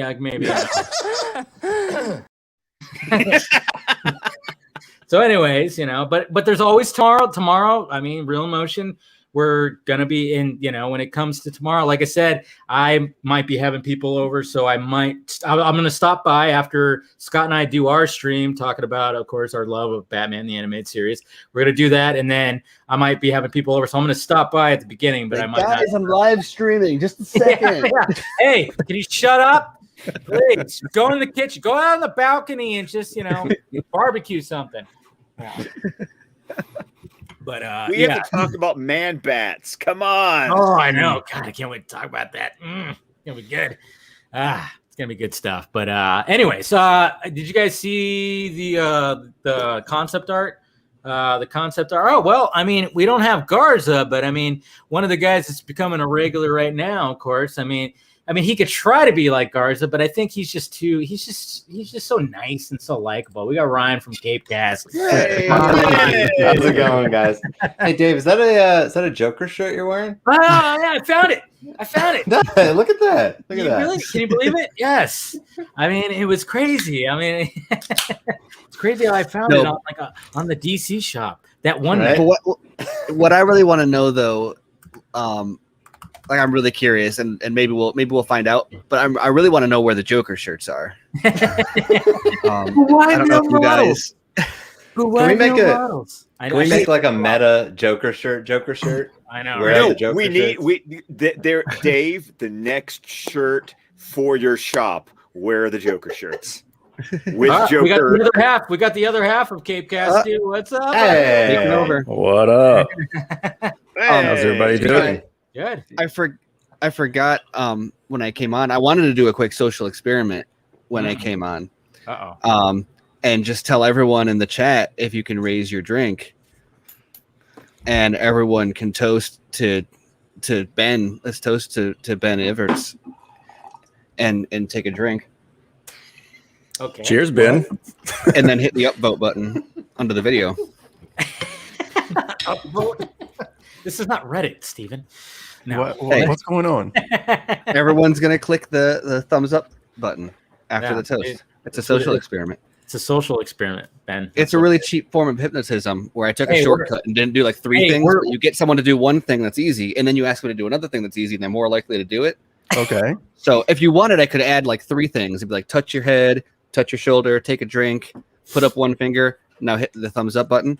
But I figured that people would get tired of me talking before I got that far, and I wouldn't get to the hit the thumbs up button. So I thought I'd just do the take a drink and then hit the thumbs up button. No, what you need Instead. is I'm incredibly busy, so why don't you get the hell out of here before I snap your dick off and jam it into your ass? what you need is a mnemonic device, Stephen, where it's like head, head, shoulders, knees and toes, knees and toes. Oh man. So okay, what man. concept are you talking about, Dave? Because I've been very unplugged for today, so I have no idea what you're talking about. You've been very plugged today. Well, I'm sorry. Unplugged. Stop it. Unplugged. I'm sorry. I heard that wrong. This is from Mr. Jared. What's his last name? Morantz. Morantz. Yeah, let me share this right here. He shared his. Let's see. Yeah, right here. He shared his Kilowog concept. Oh yeah, I seen that. I saw that. Okay, Yeah. Yes. It's crazy. He's the type of guy that's going to be on like. There's gonna be a documentary about him in like 30 years. It's like meet the man who designed every single comic book character in live action movies over the course of a decade. That's incredible. Yeah. Like apparently he probably took a picture of David Bautista and just kind of framed up that because Dave Bautista's traps are pretty much as big as Kilowog's trap. Accurate. I love how Snyder's aliens, like every alien character is like, okay, so they don't have human physiology, so let's start with these traps that are like bigger than their head. Like, I mean, look at Doomsday. Like Doomsday's like Doomsday's traps are so big it looks like his head is in his chest. Like, but look at that costume, the starting point was the fingers. How many fingers are we going to start with Steppenwolf? Exactly. Yeah, exactly. But I mean, look at that costume, though. I'm loving the costume, though. Yeah. Just the way that it's like that metallic kind of. Well, it's got that armored look. Yeah.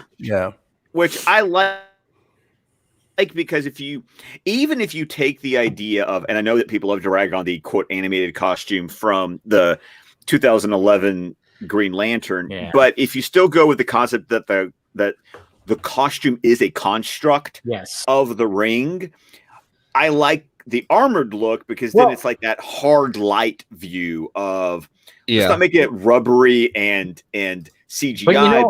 But let's make it like armor.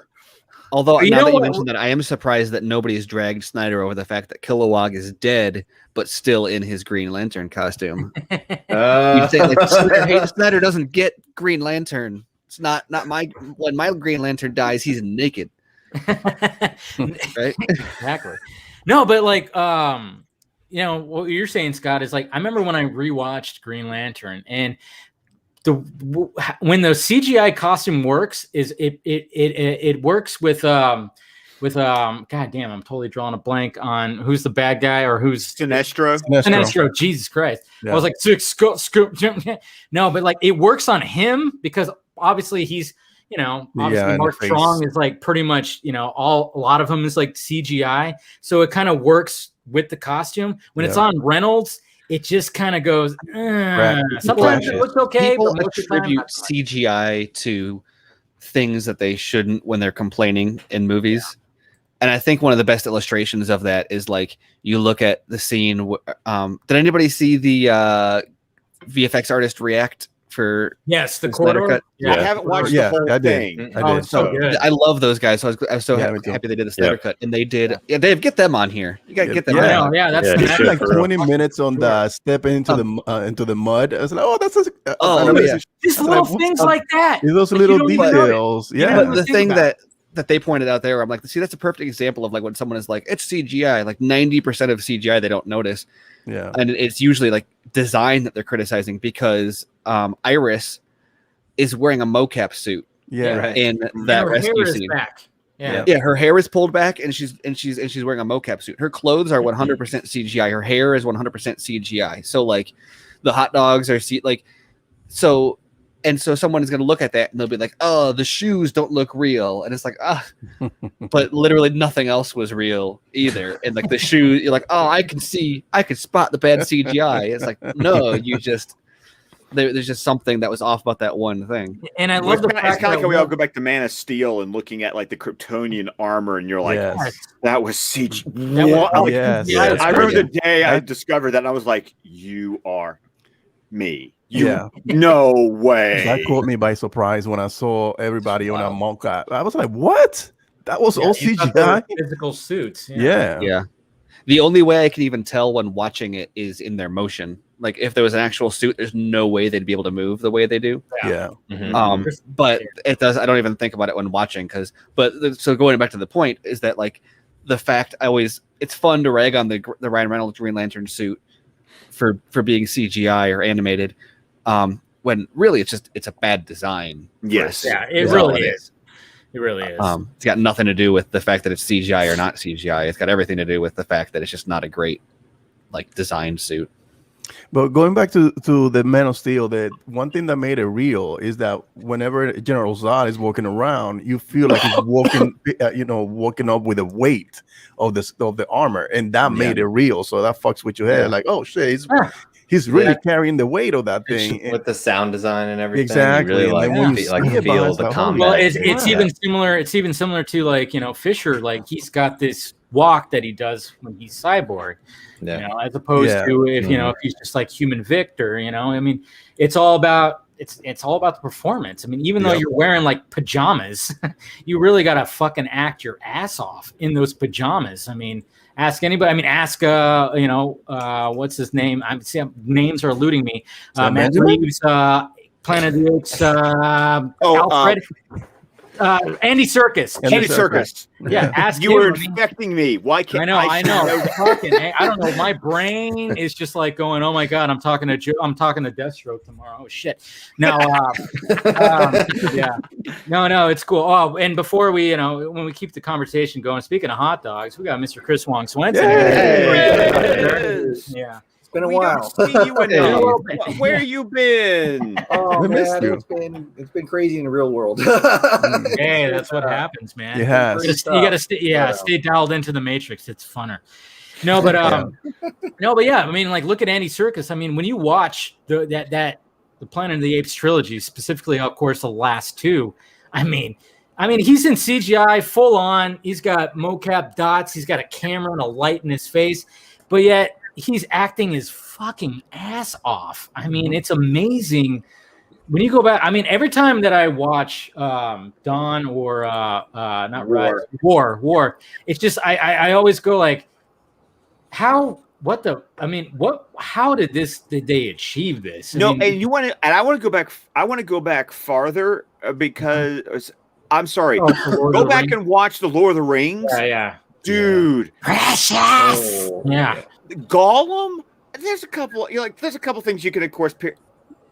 Yeah, you can pick it. For something that goes all the way back to like 2001, those effects stand up. I mean, Peter Jackson and because I actually did not know this. I'm ashamed I didn't know that Peter Jackson actually founded Weta or something like that. And it's like, I didn't know that either. Wow. Yes, we're all learning something tonight. Weta is apparently a bug that's native to New Zealand, and that's why it's named Weta. See, we're all learning something. The more you know. Great. This is why I bring you should have a little rainbow day. I know. I don't have nothing. Oh yeah, that would be a good drop. What do you guys think of that $465 million budget for? Well, they're 20 episode seasons. Yeah, so, it's like 22 million per episode. Wow. Yeah, I think that's not a lot. I think the per episode average isn't actually that far out of. It's just that each season is like twice as long. I had no idea. The season of Game of Thrones. Yeah, but if you average it out to 20 episodes. Have you guys ever seen a physical copy of the Silmarillion? Yeah. Yes, Got one on my because it's shelf. on my shelf. Yeah. Yeah, I have one too. Nerds. Shocker. I'm glad you brought that up before Garza got in here, because he won't shut the fuck up about HBO Max is spending $1 billion on Zack Snyder Justice League sequel. It's not so. It's not so much that I think that's unreasonable or unlikely, so much as just unnecessary. I think that it can happen. It's just not now. Right, exactly. Well, but like, why? Like, what's the appeal of $1 billion Justice League show when you like Zach just needs $200 million for an 8-episode season? Or look at it'll Army that cost $90 million. Like, well, even 300 at the time didn't it? More expensive doesn't make it any better. By the way, exactly. All about how do you? I don't like. I'm sure he could find ways to use more money, but I don't think it's necessary. I guarantee you, like, if he was going to do Justice League 2 and 3, most of the money probably would go to the actors. I mean, let's just face it. I mean, he's not dealing with like, hey, I just got brought up some nobodies. I mean, now we got some movie stars in here. Cavill, Momoa, Godot. I mean, they're all movie stars. Want to talk about DC? I mean, look at what happened when Knives Out. Knives Out is how much are they getting paid? Oh yeah, like 450 million for the two sequels. Yeah, and like Johnson, and each one is going to be like 45 million to make. That's a good question. How much was the fortune that she inherited in? Yeah, that's in the movie? I bet the actors are making more than his family was fighting over. Right, that's going to be the sequel right there. Hey Chris, I'm liking your new setup. Chris, I'm liking your kind of new setup going on. Yeah, I literally just moved the camera. Like this setup might be bad because my wife's like, "Don't we usually come through that door to go to the refrigerator?" I'm like, "Yeah." It looks awesome though. Like, Mom, can you get your frozen yogurt like right now, and then like leave me alone for about an hour? So be prepared if you see shadows or not shadows. I mean.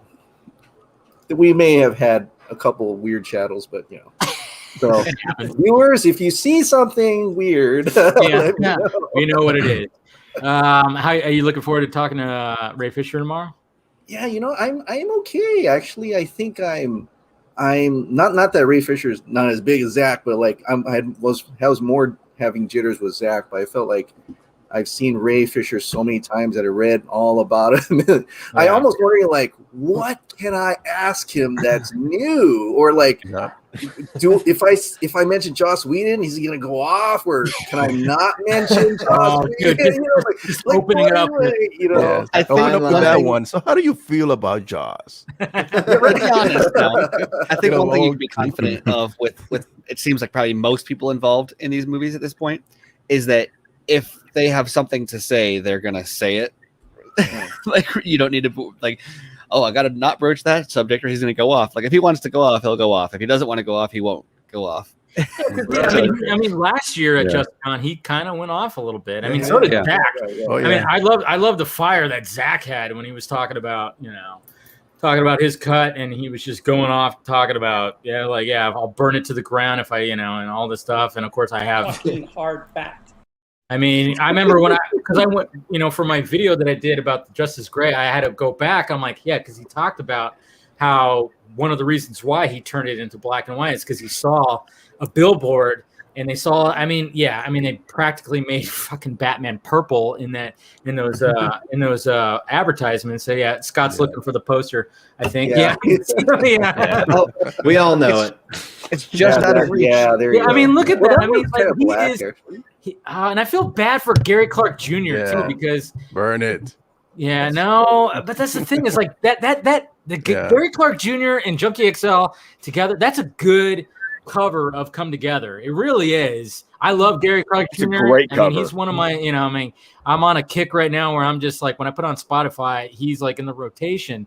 And it just sucks that wasn't initially part of this right here. It was afterwards, and that's it's a little bit of disappointment. But I'm not thinking that Zach probably was like, oh yeah, it's great. I'm sure he thinks it's great, but it just wasn't part of his Justice League, sadly. But yeah. Brandon sent me a picture earlier this week of I don't know where you were. Yeah, He was at a record shop or something, and he was holding up the theatrical vinyl. I asked him if he washed his hands after he put it down. I know.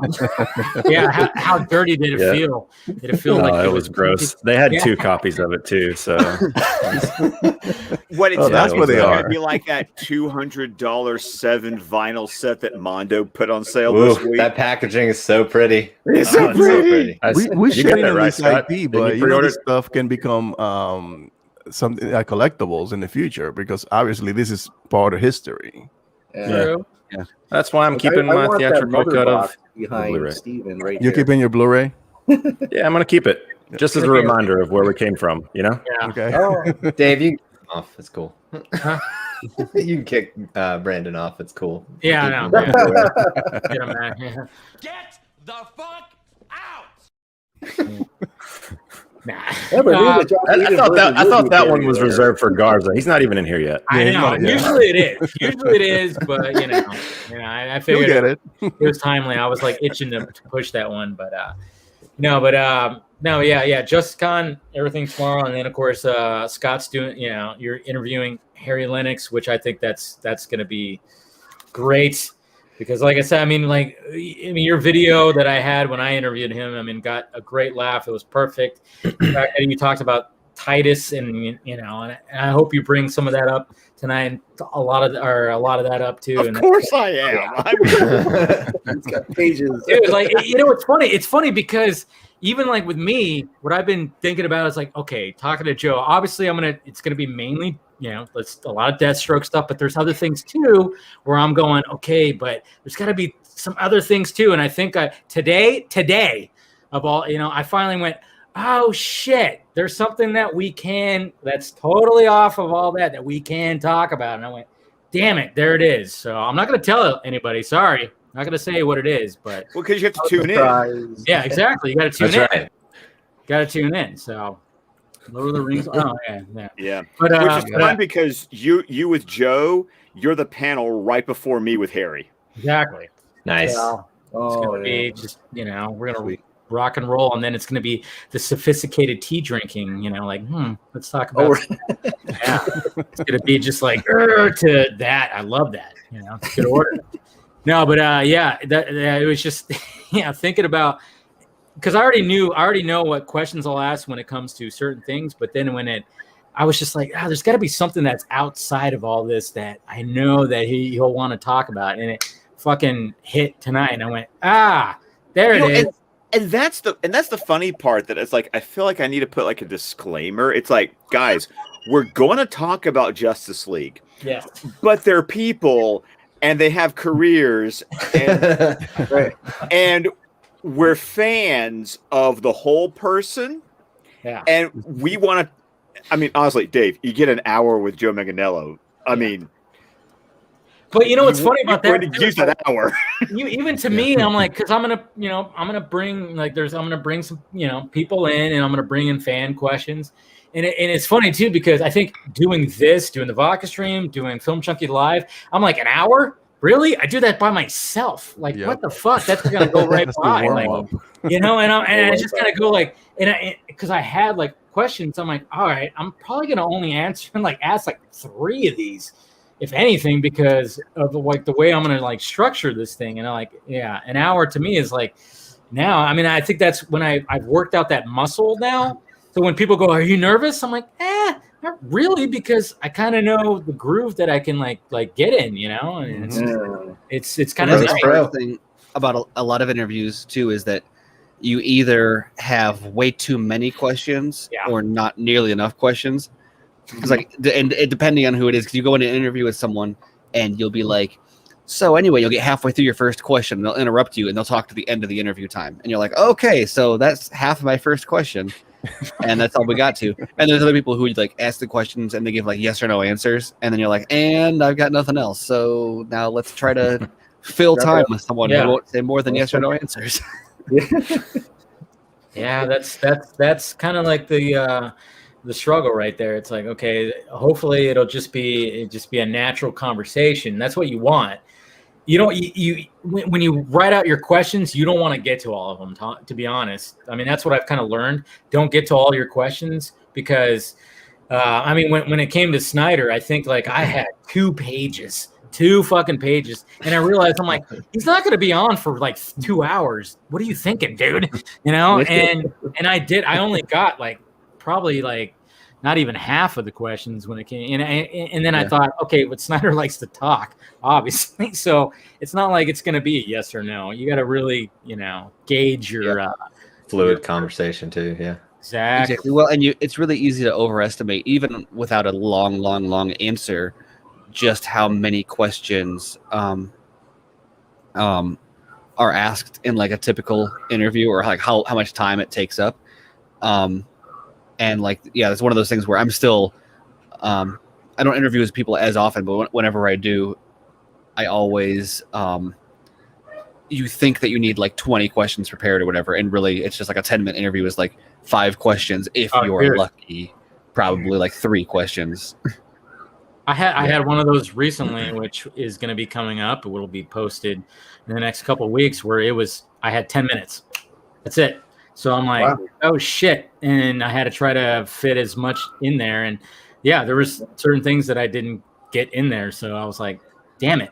But it's part of the gig, I guess you could say. It's not like this where it's like, hey, come on, have a drink, let's relax, let's talk about Joker shirts and stuff like that. At least you don't need to transcribe anything. I've been, all week transcribing interviews all week. It's like, man. How do you do that? The worst scenario is when you do it on site, and then when you go home and try to edit it, like all the footage is all fucked up, or the sound is fucked up. Yeah, I remember I was in Justice Con and I interviewed the guy who Kenny, SpongeBob guy, the guy who does the voice for SpongeBob. I think it's Tom Kenny. Tom Kenny, yes. Tom Kenny, yes. So like the guy was like amazing. He was very very engaged, and like we had a like 20-minute conversation. And then when I got home, it didn't pick up none of the sound. I was like, oh no. Yeah, because like I wasn't even in the area that I wasn't supposed to be in. He was like, yeah, let him in, come on. I was like, oh, great. So when I interviewed, or like I'll have like this randomly my recorder will have like a bunch of noise in one section, and so I'm like, I gotta listen closely. And then you're all the time, like most people, especially if you're transcribing, they'll say like, do whatever you have to do to make me sound nice. Like I don't care if it's word for word, which is nice because you can kind of clean up the ums and the uhs and whatever. But then there's that's what's so funny about Snyder's interviews. They're all ums and and like it's like you can, when I read his quotes, it's like I just do it in his voice. I already know like how. Yeah. Oh God. Here's the thing. No, and then when you try to do a podcast and you're trying to read his quotes, yeah. Just like you had to. You almost like you need to write notes to yourself. Is okay. The idea is, the notion was, and it's like you have to get the notion of the notion so you can actually talk about it. Oh yeah, when you read a quote, I mean, like even like when I did that Justice is Gray, when he had a quote when he talked about another reason why that it was in black and white. I remember reading it and going, wait, what the fuck? Did he just say like, wait, how is this transcribed? And I'm like, all right, just read it like as it is, because you've talked to Zach, you realize like how like he'll go off on a thought and then kind of break and just, he's very animated and all this stuff. It's like, you have to read it. Like, usually makes sense verbally, but it's hard to transcribe because he'll start a sentence and then he'll stop. Well, okay. See, like the way he structures his sentences. All right, if you want to know how he structures his sentences, what he really does is he'll do that, and then he'll go off and make his point. So, does he answer the question? Yeah, that's about how he'll do it. Usually is that way. And it's like, how do you write that down? What punctuation do you use? And then you need a lot of ellipses because you need to cut out the starts and stops and just get to the clause. Exactly. And then even talking about technology. I mean, when I interviewed Lennox, I mean, his camera like froze. Man, that is like, anytime that I did a pre-recorded interview with anybody else, it was fine. But man, for some reason, like he was in a basement, he was using his I think he was using an iPad, and there'd just be times where he just froze, and then it was like, God. And I'm sitting there going, okay, I'm just listening to the man because it's Harry Lennox, it's his voice, and he's talking about great shit. And I'm not going to interrupt them. And then, but afterwards I told him, I was like, yeah, your camera kind of froze up. And then he even goes, well, put up like a graphic or something like that. And I'm like, yeah, that's pretty much what I'll do. And that's why when you watch that, you see it fade into just like a thumbnail type thing kind of thing. And a lot of people are going, dude, what the hell? And I'm like, I can't help technology. I'm sorry. At least the audio was there. That's the most important. I know, right? You can still hear his audio answers. was still there. That's all that mattered. It's just occasionally it faded into what I've done before. I had something similar happen, not for an extended period, so I don't know how well it would work in that case. But I've actually looped video over and made it look like it just slipped out of sync. So like the mouth is moving and it's just not quite right. Nice. But and then it fades, and you just got to find a good place to fade it in and out so that it's not obvious, and it might look like it just slipped out of sync for a little bit, as opposed to like video missing. Right. Oh no, for me, being a podcaster and having the whole like audio is everything. Like if I don't have audio, I don't have a show. What's the name of your podcast? DC Film Squadcast over squadcastmedia.com. This is like slipped into like inside baseball, like meta discussion of I think how we do interviews. But I think it's interesting because sometimes I feel like people in an audience, it's like listening to commentaries. It's like you need to know how the sausage is made so you can appreciate how hard it actually is to do a thing. Yeah. I remember doing interviews, and I remember when I interviewed Victor Koo back in March of 2020, and he sent me his audio, and it's always great. It was like, good, you record your own audio. That's going to be a lot better quality than me recording your audio on my end. Like, it's great. And then his audio had my audio too. Oh. And I'm just going, so that means I had to go through his entire audio track and cut me out of his track for an hour-long interview, and I'm just sitting there going, kill me. Basically, you were. Don't do this to me. God, yeah. And I just think it's funny because people think that what we do is we just get on camera and we talk, or we just stand in front of a microphone and we talk. And no, there's like real thought that has to go into doing what we do. Well, what's funny about that? Me? Yeah, that's me. I just talk. When I listen to Squadcast, I always, it's funny. Sometimes I'll just be mesmerized by how boom, boom, boom, and I'm like, God damn it! This is so well produced. What am I doing? Because you're doing something live. We're doing something pre-recorded, so it's really great because every time we screw up, it's like, we'll fix that in editing.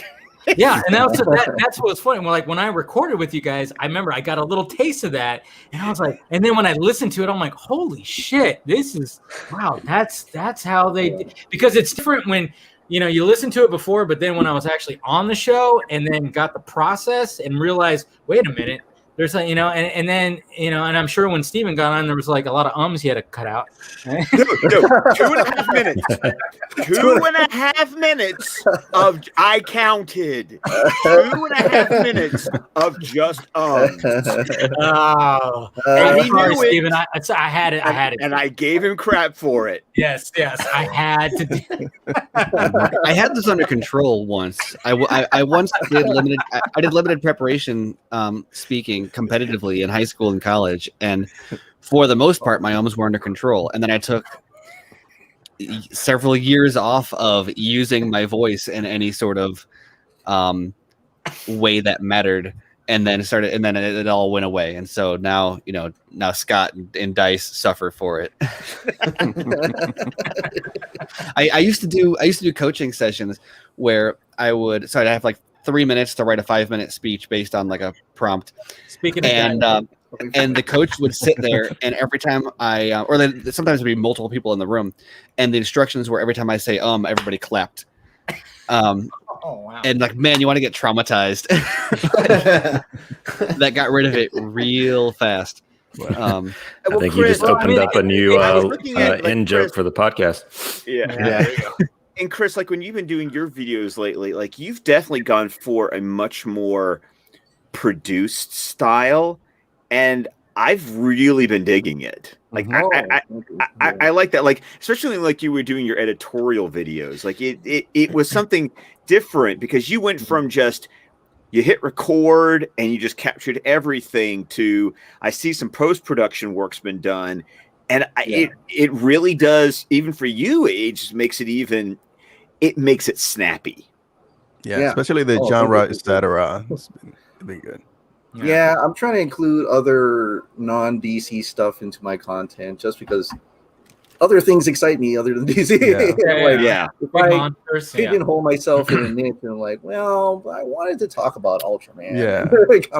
So it's like it. And by the way, my daily shows now have been getting shorter because what's funny is I got a new Canon. What is this? EOS Rebel SL3. And because it's cam linked to my thing, it's I don't hit record, but it's just on.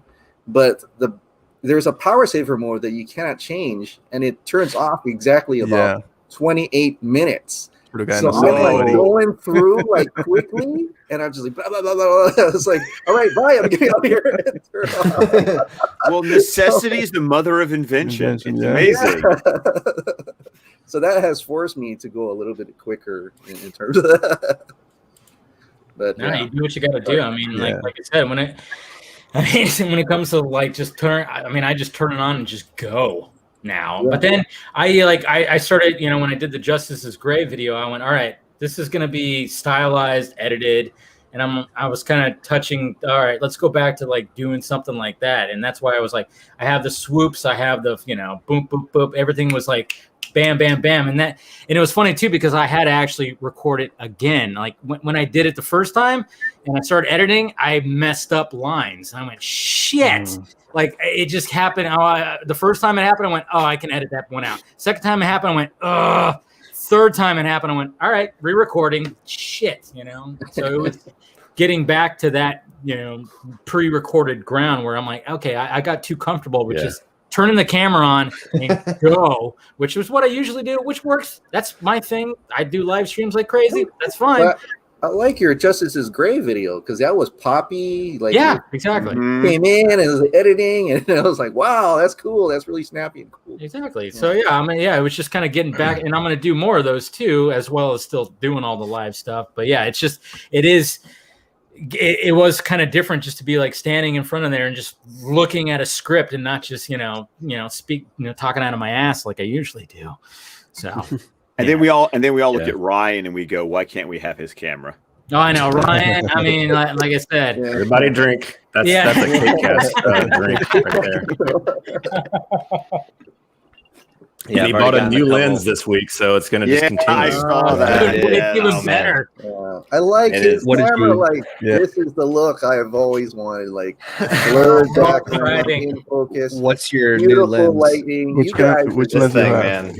I don't know if you can see it or not, but the aperture on this thing is just—it's absurd. I don't know if you can. What is it? 0.95. Like it's the Dreamland specs. Yeah. Oh shit! I think Steven has something like that too. Yeah.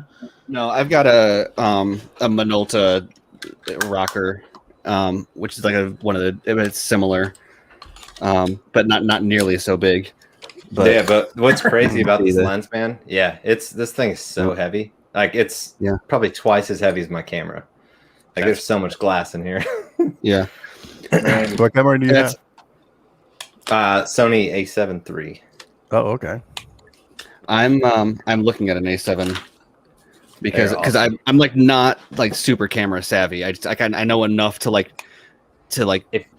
do research, but not enough to like know it. And so, but I think I've settled on one of the. I'm gonna get a cheap, probably like a A7S or A7 II. If you're doing anything video, Sony's the way to go. Yeah, right now. Well, like, especially because a red camera would be great, but it's like $20,000. Yeah, yeah. Well, I got this lens and I love it. Let's start a GoFundMe. Yeah, I love the depth of field on the lens, but I've got a Nikon. It's a D3100, so it's an APS-C. Yeah, I think it's a crop sensor, and so And so I have to have it like 20 feet away if I'm full frame makes a huge difference. Oh man, so that's what I'm Yeah, exactly. And everything I look up, people are like, oh, full frame is not what it's cracked up to be. I'm like, oh, if it allows me to use this lens, like I will buy whatever camera I need for this lens because it's basically like a $30 version of the Dream lens is what I got it for. And Steven, I have to thank you for talking so much about the Dream lens stuff because like that whole technical camera aspect, like that's not the part of filmmaking that like, you know, gets me all like worked up usually. I'm usually more the story, the script, the themes kind of guy.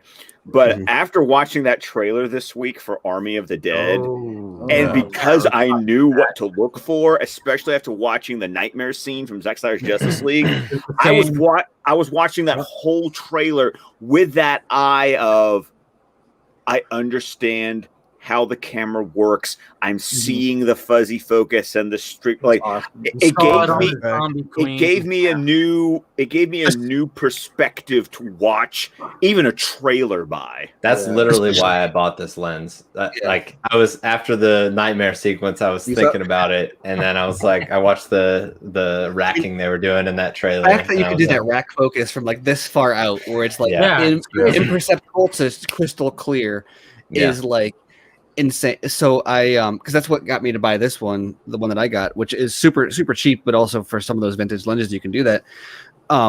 But especially with Zach, you guys were talking earlier when the Real Rejects were on about the style versus substance, and the thing that I've been on sort of the kick with Zach specifically is that style is substance. And so like once you start digging into like the visual language and the cinematography and how you tell a story with the camera, and it really is amazing thinking about something like the Dream lens where for example you have that shot of Nora as Zedner and Raul Castillo, where I can't remember which one is in focus first, but it rack focuses from one to the other. And if you can imagine instead of normally like the story would be told visually by like camera movements or whatever, but this literally, because of the focus, you almost have to rely on the focus to tell the audience what matters, because you can't capture everything from every single shot in one scene. You're going to have a lot of like what's the first James Bond, Casino Royale, I think is a big, I think that's the one that they point out. If you look up like any YouTube videos about depth of field, they talk about some of those. I know what you're talking about when he's looking down like the poker chips on the table, and then they play with focus. Try to add depth to a thing where game. He'll look down, it'll focus on the chip, or he'll look down, and it'll focus on a broken wine glass or whatever. And it's always telling you this is what you look at, this is what matters. And so you imagine adding that element of filmmaking language into Zach's. Or not that he doesn't play with focus before, but now the focus is such a substantial part of the tools that he's using.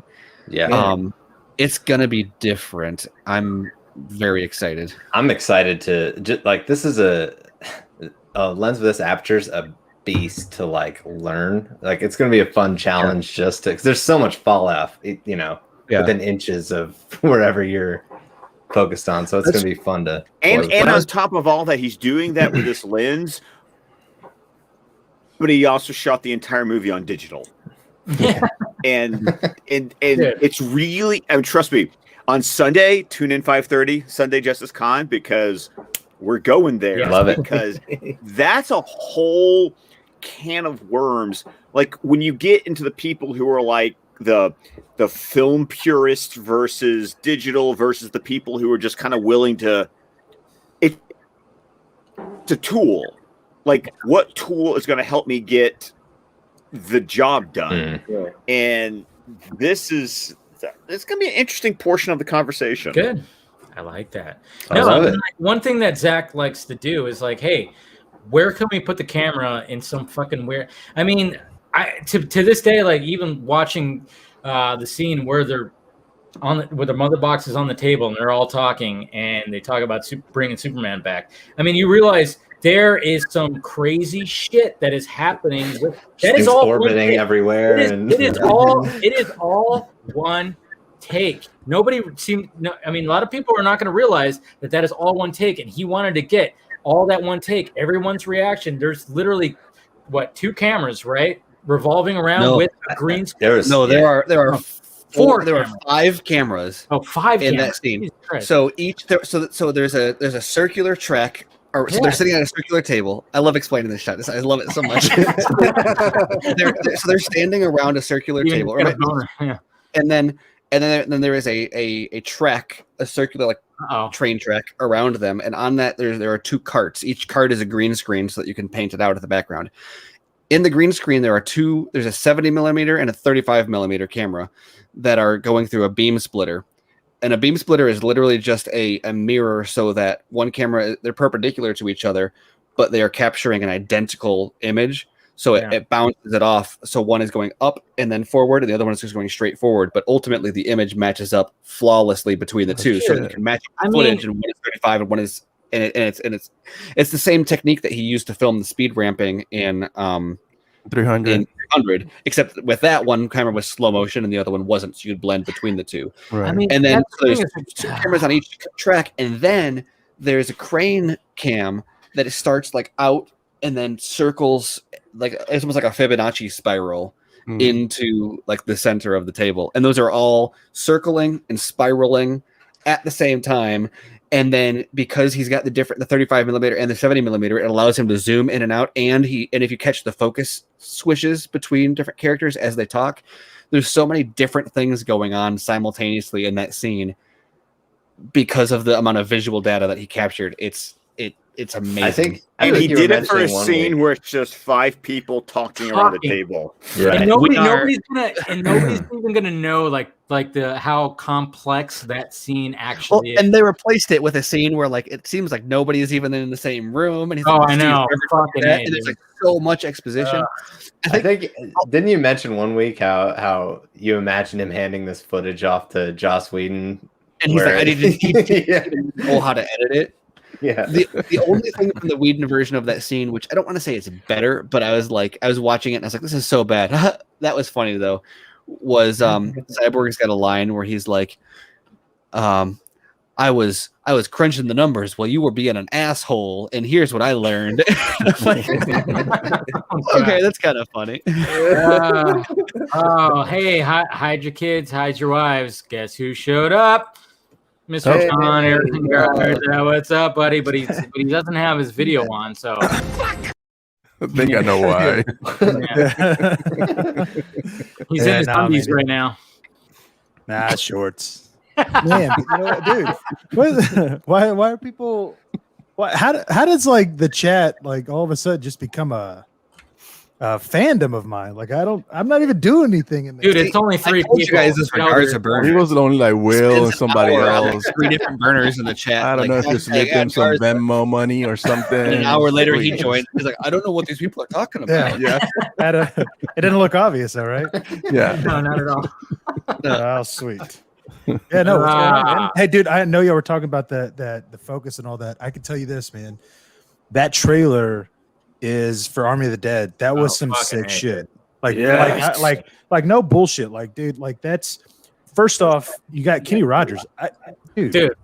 Like get that song now. Who is it? Said someone, Travis, I think, said Zach doesn't miss with his needle drops. Yeah, no, he doesn't. And then you get like, okay, so this trailer really was a full on. I know it was going to be a story trailer, but like this is a full on. All right, cool. Here's your mission. This is what you got to do. Oh, and I mean, you don't know about the zombies. Obviously, we know a little bit because of emotions, but it's just here. Go. I'm so, like, other than that, I'm curious. Like, how the fuck are they going to get all that money out? Like, you know what I mean? Like, when do they? Yeah, like when do they interact with the zombies? Because it looks like it's during the day, right? Which means they're there. Do they spend the night there? Like, what the fuck is happening? I think the first thing I was going, man, can you imagine going to that burger place out in the desert and then looking at the guy that's cooking your food and it's a Dave Bautista looking guy, big dude with tattoos. You're like, that guy's cooking my food. Holy shit! Yeah, you know he's got to be making some good fucking burgers. Yeah, I'm going. I'm gonna fucking cook a burger, motherfucker. Damn, look at that. I bet Dave Bautista could make a good burger. Whoever interviews him next has to ask that question and be like, "Do you make great burgers?" He seems like a bison burger kind of guy. Yeah. You know. Well, he smokes his own meat. I bet. Right. Yeah. Gotta be something. But either way, though, like I'm actually interested too to kind of figure out. I mean, we're gonna hear about it on the news, obviously, but like, how long is there? You know, when was it walled off? You know what I mean? Like, at what? if that was real life for me, right? Like, I don't know, dude. I wouldn't just be chilling, 6 months later, like, fuck it, they're walled off, we're good. You know what I mean? Like, no, we would know about Las Vegas. You know what I mean? Like, well, that's the thing. It's like what that trailer showed. It kind of was like, okay, this is a world that has zombies in it. Yeah, it's just I normal. was getting that. Like, there's a world that, hey, zombies exist. They're there. They're in certain parts. In Vegas is no longer, it's just a wasteland that is full of them. But yeah, then all of a sudden it's like, hey, there's still money there, and we need to get it out. To be honest with it should be easy because they're slow zombies. But apparently, they've been evolving. They have reflexes. Yes, I like how they leave a lot of this vague though. For a movie like this, like you don't want to know any of the. Yeah. No, you don't. And you know what? And we're not getting any more trailers. This is the only trailer. What? Yeah, it leans more into like the I Am Legend take, where they're more sentient, which is really cool. Well, and the other thing too that I love, even though the trailer semi says it, I mean, there's a reason why there's 32 hours left before the money's basically not going to be there. It's going to be non-existent. Yes. So that's what's cool about it is that, like, at the end of the day, time. If you were to just say, oh, it's a heist, all right, that's cool. But no, you know what? I've been putting this off for a while. Yeah, now all of a sudden it's going to really be worthless. I need to get that fucking money out of there. Otherwise, it's not even going to exist. So I love how people are so quick to be like, why does money matter in a zombie apocalypse? And it's like, there are still. I mean, did you not see the guy working? I mean, the trailer points out the fact that all the zombies have been quarantined in one area. central. Yeah. I mean, this isn't a zombie apocalypse. It's more like a zombie outbreak. Yeah. Well, it's post-apocalypse. The apocalypse happened, and they. And again, Zach being ahead. Zach being ahead of his time. I mean, we're in a pandemic, and now we're gonna get a movie that talks about quarantining and a virus and all this kind of shit. It's like timely. Jesus, even know. There's gonna be a thing. COVID. Were you gonna say the COVID vaccine? We'll talk about the vaccine. Oh, Steven's gotta wait. Steven's gotta wait because we all know that Steven he can't say anything right now, but he wants to say things. He's just man. Right now, Steven. Fuck off! Get out! Fucking out! I think Zach will probably reveal some things during Justice Con that'll be exciting. Oh, I'm sure he will. Yeah. Well, he kind of did with that pre-interview that he did. When she asked him about like alien origins, and he was kind of like, talking about George Romero, like, hey, they always thought that the alien, the zombies kind of have like an alien origin, and he kind of went, you're just gonna have to see. I went, well, totally, it's gonna be aliens. Fuck yes. Well, the fact that there's enough here for Netflix to be invested in a shared universe, yet the only things that are confirmed so far are a prequel and the animated spin-off and an animated prequel. So you've got to wonder, like, okay, so this is a shared universe. They're not going to all be prequels. So what are they holding back that's going to break that open into, like, what's the sequel going to be about? Well, it's not even that. It's the fact that they've been, like, at the end of the day, like, even when my brother watched, I think it was my brother when I showed him this trailer, and I kind of explained to him, the Area 51 whole thing, and he went, dude, how the fuck does that even happen? Like, are they going to show me that? I'm like, well, yeah, there's a couple prequels that are already on there. So that was like already his first thought was, I want to see the outbreak. You know what I mean? Like, and this is somebody that doesn't really even watch anything. I mean, he does, but not like that. Well, I think he's confirmed that's what the animated series is about. The animated series. Yes. Yeah. The Lost Vegas animated prequel, which I don't know if I'm learning that was supposed to be a live action thing and they went motion capture because of COVID. there's both a level of excitement about that just because of visual style, but also like, whoa, we almost got like a live action prequel series with the same. That would have been awesome too. Oh no, with different cast, it would have been a different because obviously they got different voice actors. Well, look, no, they were all contracted. They've got all the same. Oh wait, never mind. That's right. I'm sorry. You're right. They are. Like Joe Manganiello and all. But I'm thinking of Christian Slater being the evil guy, dude. Like that's gonna be so badass. Oh yeah.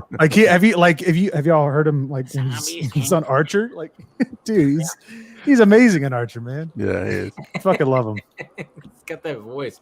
We need his name? Who also sounds like him? What's that? He loves the Snyder Cut too. The Canadian actor who's in This Is the End. Jay Bruchel. Yeah. Dude, I'm surprised that they have not been cast together as father and son. I mean, they have that cadence. That cadence. I'm just saying, that's I'm waiting for Zach to get. Huh? No, you're talking about Hiccup, dude. Hiccup from How to Train Your Dragon. Dude is a hardcore Snyder Cut fan. No, Jay Bruchel. Bruchel. Yeah. I really need him to be Klinsky from Tropic Thunder to That's why DVD, HD DVD, and Blu-ray. That whole explanation was great. It's so great. You've been talking to me the whole time. I love Tropic Thunder. Dude, so good. I mean, I love the fact that every 4 months they try to cancel it. They try to cancel it because of Robert Downey Jr., but it's like, everybody knows the context. It was all supposed to be that context. You can't do anything. Yeah, sure, they wouldn't make that now, but they made it then, and guess what? Robert Downey Jr. got nominated for a fucking Golden Globe. All right? And guess what? I got it on Blu-ray, and nobody can take it from me. So it's so weird because it's not even like a PC thing because the whole point of the role was to satirize the nature of the fact that there are people that would do that. So it's not like exploitative so much as like mocking the exploitation. But I think that that's a line that maybe they wouldn't try to cross today. Or not even maybe. It's like you have another black character that comments about him being the character because he even says I forgot what's his name that has like booty press or what it was. Pacino. But then he talks about how he was trying to go for that role, but then so much strength. And then there's even scenes where he goes where Robert Downey Jr.'s character goes like, "What do you mean, you people?" And then he goes, "What do you mean, you people?" And he goes, "Huh?" Like that. It's just so great. Like the dynamic of that whole God, so good. It's corn like syrup and latex. Blood flavored corn syrup and latex. It's like Blazing Saddles, where everyone's like, they wouldn't make that today. And it's like, but they're actually saying something, though. Yes, they are. Yes. Oh my God, it's so good. God, when you watch that now, you're just like, God, yeah, you think that. You go, oh, they can't make this now. But it's crafted in such a way where you go, you can get by. Like Mel Brooks knew exactly how to do that. And then they had Tom Cruise in this movie. Tom Cruise. I know. Well, in the timing of that was brilliant. I know. Also, I got the drops. That was in the middle of like, how long was that after the Tom Cruise jumping on Oprah's couch thing? Like for me, I was like so over Tom Cruise at that point. I was like, this dude's crazy. And then that happened. And I was like, okay, you know what? Good crazy. Fuck you up. We'll forget about it. It was about Oprah. I can tell you this, Steven. It was about 4 or 5 years because the jumping on the couch thing was like 2005 or 2004, 2005, because that was like around Batman Begins, and then Tropic Thunder. I had already met Heather, so we're talking like 2008, 2009. So we've got about much more time than I thought. But I feel like there was a phase in there though where like he needed to shake that image. And Tropic Thunder did it. Yeah, he shook it. Yeah. But the thing about those comedies around that time is not only the subject matter; it's also comedy itself. Because I remember at the beginning of Old School when he's trying to reach out for the seatbelt, and the taxi guy stop being such a. I was like, that joke wouldn't work today, but that shit was fucking hilarious. Yeah, just thinking about that line, dude. Yeah, because like he came out of nowhere, and he's like, yo, that's today it wouldn't fly. It's just new day and age, and you can say certain things, and you cannot play around with certain subject, which is stupid to me. I love that through line where they can't get his name, Sandusky's name right throughout the whole movie. It's so great. Yeah, I mean, but yes, but again, though, Army of the Dead, I think, with the whole, again, dude, with Zach's commentaries on kind of things, and should we blow it up? Should we bomb it? Should we? Obviously, probably going to, but how is the president going to be like? Like, dude, I have a feeling we're going to get some commentary that people are going to be like, oh my goodness, is that like now? Yeah. Where just like in BVS, people were still. I mean, dude, things are still happening from BVS, and I think with this whole zombie thing, and I wrote this like bullshit fucking quote unquote review like almost a year ago, and I was like, I wrote out like, oh, Snyder spends so much time making you feel something for the zombies that you're upset at the humans that killed them, and I was just fucking around, I think, or something.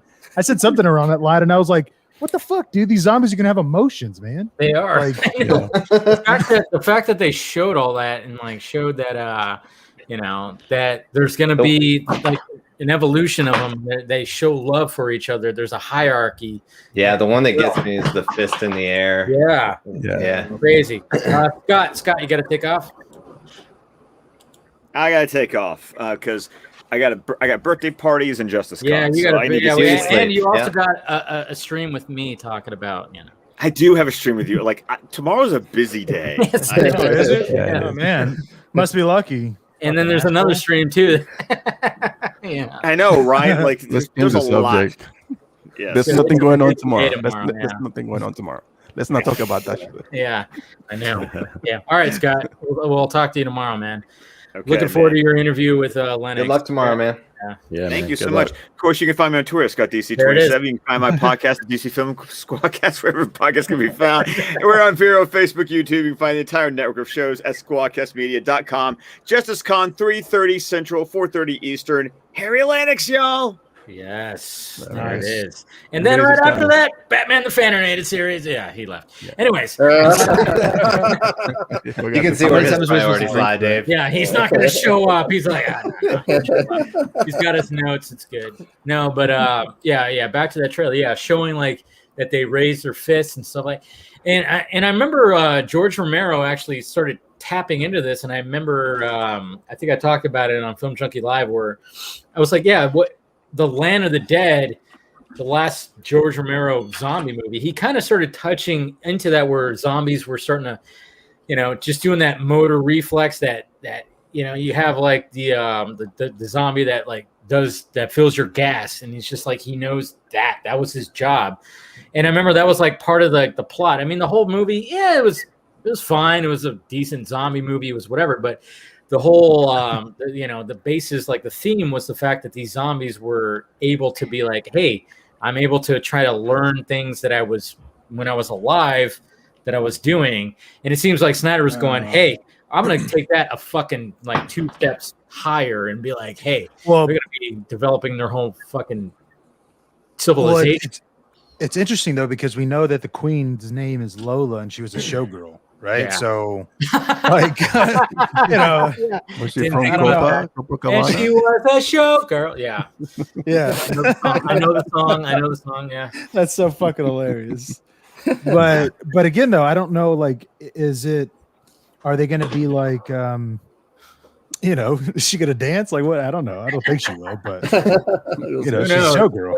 But, I mean, you think about the nature of a zombie apocalypse or a zombie outbreak or whatever in Vegas, and just like the second, like if you think about the way that Zach is going to think about that and start just deconstructing, like, okay, what is Vegas? Yeah. Who is in Vegas? What kinds of things do you find in Vegas? And now you throw a little bit of chaos and a zombie virus into that, and like, what do you get out of it? And I bet they have a whiteboard somewhere just full of like Elvis impersonators, chaplains, dancers, White Cirque du Soleil, white tigers. Yeah. Like, I love how Grace was like, who thought of the tiger? And Zach was like, I did. That was me. Yeah, of course. Well, that's just it though. Like, I wonder what we're going to like. There's got to be more animals. Like, it's not. Oh, just a horse. Well, there's going to be horses. No, there's horses. I know there's horses. We see people riding horses. Yeah. Well, once again, we're talking about Vegas. So, like, what animals are in Vegas and for what reason?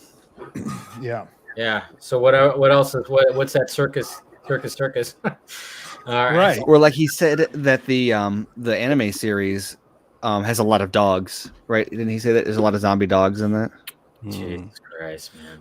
Will we see a zombie Carrot Top is the question. He look like a zombie. I'm actually really curious. He gets I think there's got to be celeb cameos. Absolutely. He's got to have a fucking. You remember what's his name? Like He's Britney in Smoking Spears. Aces. No, he's in Smoking Aces, and he's like, what's his name? Fuck, I forgot his real name. But Ari Gold. Wasn't Jay Leno and die? Donald Will you just die already? Like, please, I'm telling you, die. What's his fucking name? He does a lot of shows. He's like famous. Oh, you're talking He's in Vegas Vacation. You're talking he sings with the hair. It's not unusual to be Newton. No. Tom Jones. No.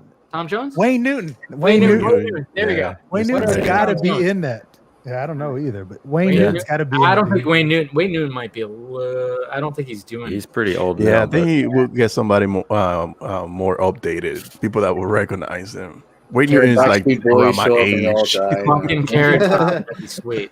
I like that. I like the Carrot Top idea. That wouldn't. I like that. I mean, he's already pretty well. I mean, but is he doing shows in Vegas? Yeah, he's still doing. Yeah, I follow him on Instagram. I like that idea. About Britney Spears and Celine Dion. Britney Spears. Oh, Celine Dion. David Blaine or Chris Angel or something. Oh, yeah, there you go. There you go. He's like, I want to show you a magic trick. He's got a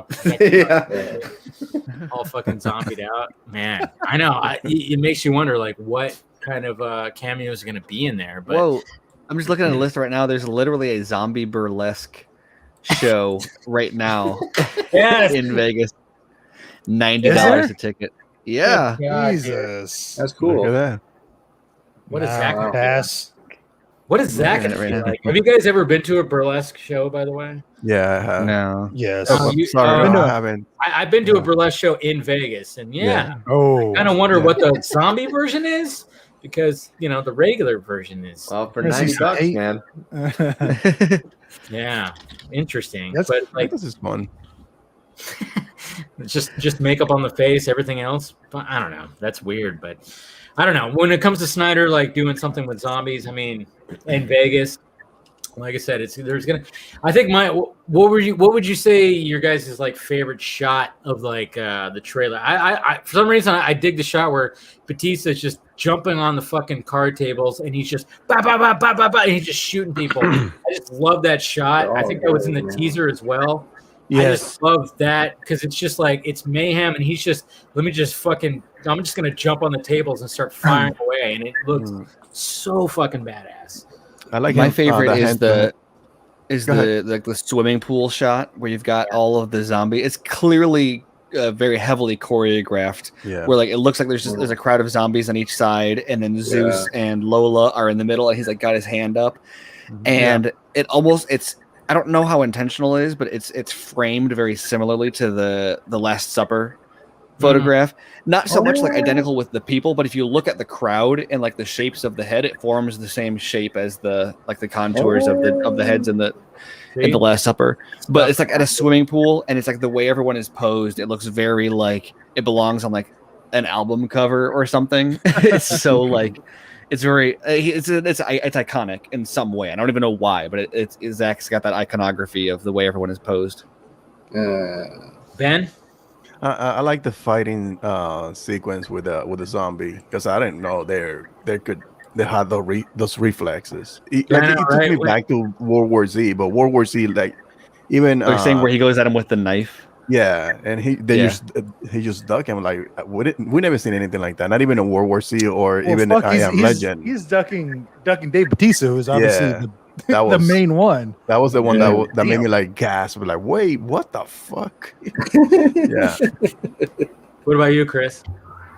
So the king's name is Zeus. Richard. Yeah. Okay. So like the queen's name is Athena. Oh yeah. No, yeah, but then there's Zeus, who's Zeus, the alpha. So that was Zeus on top of the Statue of Liberty. That shot. I think so. Well, there's that's one of the generals, one of those alpha That's zombies. a shot I like. There. I'm trying to remember what was in the interview. See, this is the part where Scott will cut you. Yeah.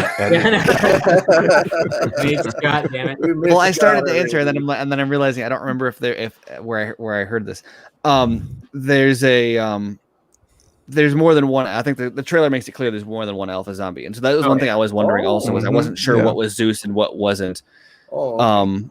Zeus is the one at the pool. Clearly, I think he's the one on top of the Statue of Liberty. He is, and on top of the horse. Same helmet. Yeah, he's got the helmet. Okay. And everything. Okay. Cool. Right. Yeah, that shot I like. Yeah. Yeah, there you go. That's Citrone too, by the way. That's Yeah. Well, that's really exciting. Is he's got Citrone and Sam Joe and Athena Parample. I think people. Yeah. Is the Agatha. Agatha is her name.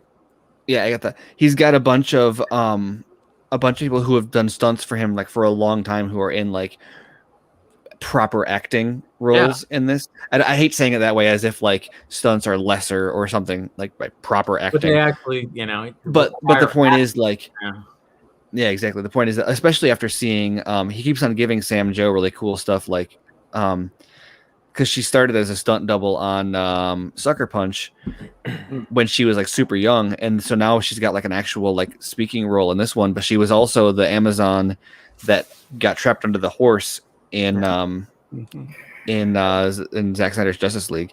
Is she gonna die again? Like, already dead. I bet you cannot kill what's already there. No, dude. Listen, hey, I don't know. So I want to ask you guys questions because Ben and I were talking on The Real Emotion, and that's a cue for y'all to drink. Hurry up. And so I asked him who's gonna make it out, and you know what he said? He said he's saying everyone dies. I think everybody dies, and no, I do, and there you go. And Dave Bautista becomes the new alpha, the new king. Oh, yeah. What do y'all think of that? 'Cause I'm interested. What do you think? Let's go to Brandon. Brandon. That will be something Zackish. Yeah. What do you think, Brandon? Do you think everybody dies and they become part of the zombie civilization? I mean, I wouldn't put that past him. But I don't know. I could see them doing a non-conventional ending for this for sure. But then comes into play how, and we were talking about sequels earlier, how like what could be set up post a scenario like that. What you do is you take the origin of the outbreak and you go and visit that because we know it's Area 51. Yeah, well, and like that's what I've said before that I think would be. I think we went off the rails on a couple months ago talking about the ending of Independence Day 2. And how and how I to them. I feel like there's hypothetically like if assuming that it's alien having come from Area 51, how awesome it would be for like this to end with some kind of a introduction to a larger galactic situation.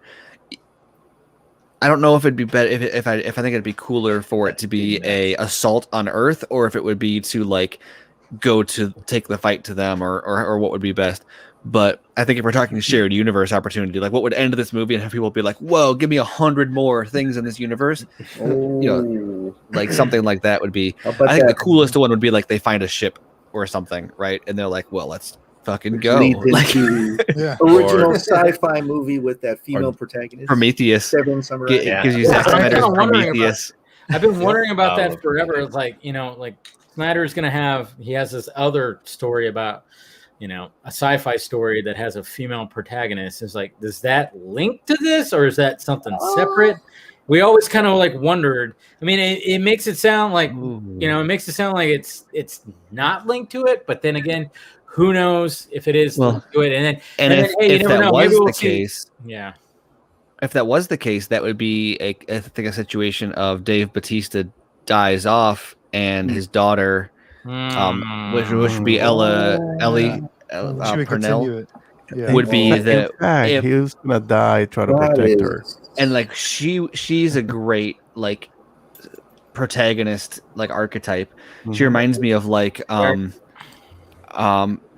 Mary Winstead. What's her name from Ten Mary Cloverfield Elizabeth Lane? Winstead. Mary Elizabeth Winstead. Yeah. She's like very much that type, and I thought that I'd love to see a sequel, like a proper sequel to 10 Cloverfield Lane of like what she does next. But she fits that very similar role to me. So the idea of this ending with her like wanting to avenge Dave Bautista, like give me that movie. I want to see that movie now. Like forget about Army of the Dead. So don't forget about Army of the Dead, but like I also want that movie. Damn. Almost like, and it would almost kind of be like a Kill Bill situation too. Like she's gonna fucking go after him. Like fuck it. Yeah, it'd be interesting. Wait, dude. what was Brandon and Ryan's favorite shot? I think We didn't get to that because my shot's probably going to be the initial zombie reveal. That whole like shallow depth of field dreamland shot where she's like slowly walking into focus. That shot's great. And Ryan's either going to pick that one or is he going to pick the one? Auto lens for that scene. For that shot. So why you guys speaking of that shot, together? This is why you guys do a show together. I've got a technical question because of that shot now. What is that called? That is not a rack focus? Is it because the focus is not changing? So is there so when something comes from out of focus and into focus, but there's no change in the lens? No, I do not know the name for it, but he does it in ZSJL too a lot. Like especially in the Amazonian sequence at the beginning of it. Where a lot of like the sword tips and weapon arrows. Well, and it's one of the things where if you look up like a cinematography like video in like YouTube, that was one of the James Bond ones that got mentioned in the video that I saw. It's a common like it's one of those, speaking of visual language, it's one of those like something mysterious is approaching and it becomes more clear. It literally comes into focus. Just kind of like lurching into focus. She reminds me of a fucking raptor, dude. Like I was like, kinda, Jesus, man. I love how everyone's everyone's like, because with Zach movies normally you've got all the like, all the like women in the fandom are like, am I supposed to be attracted to the villain? And then this trailer drops and all the dudes are like, am I a necrophiliac now? Is that what this? Well, no, on I think it was Wednesday's Film Junkie Live where somebody was going, hey, have you seen what the real actress looks like? There are going to be some simps for her, and she's like, she's goddamn gorgeous. There were people simping before they saw the reveal of what she actually looks like, though. There were people that were like, so this zombie queen, can we talk about? Yeah. Even at Zombified, everybody's going, oh, hi, how are you? Yeah, exactly. And then you see like, what she really looks like, and it's, okay. What's so funny though, like you're asking favorite shots in this movie. Like you see, it's a zombie movie that we're talking about, and like that's the shot that I pick out of it. It's just like a really cool technical shot, like slow moving reveal, and like it's just like that's the nature of how he makes movies. Like he pulls you in ways that you're not typically pulled in.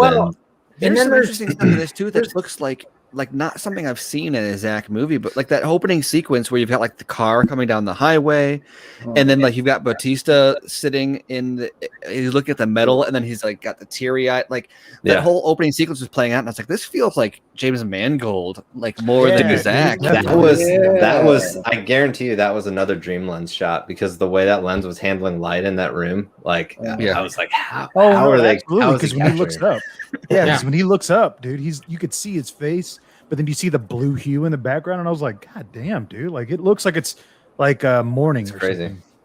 Well, isn't he using some kind of new technical shot too that has to do with like a ball or something like Steven? Oh, yeah, wasn't there like something where like there's going to be a shot where it was like literally the camera's like in a ball or something like that? What was? Oh, are you talking about that silver ball? Yeah, that's a VFX test. Lens?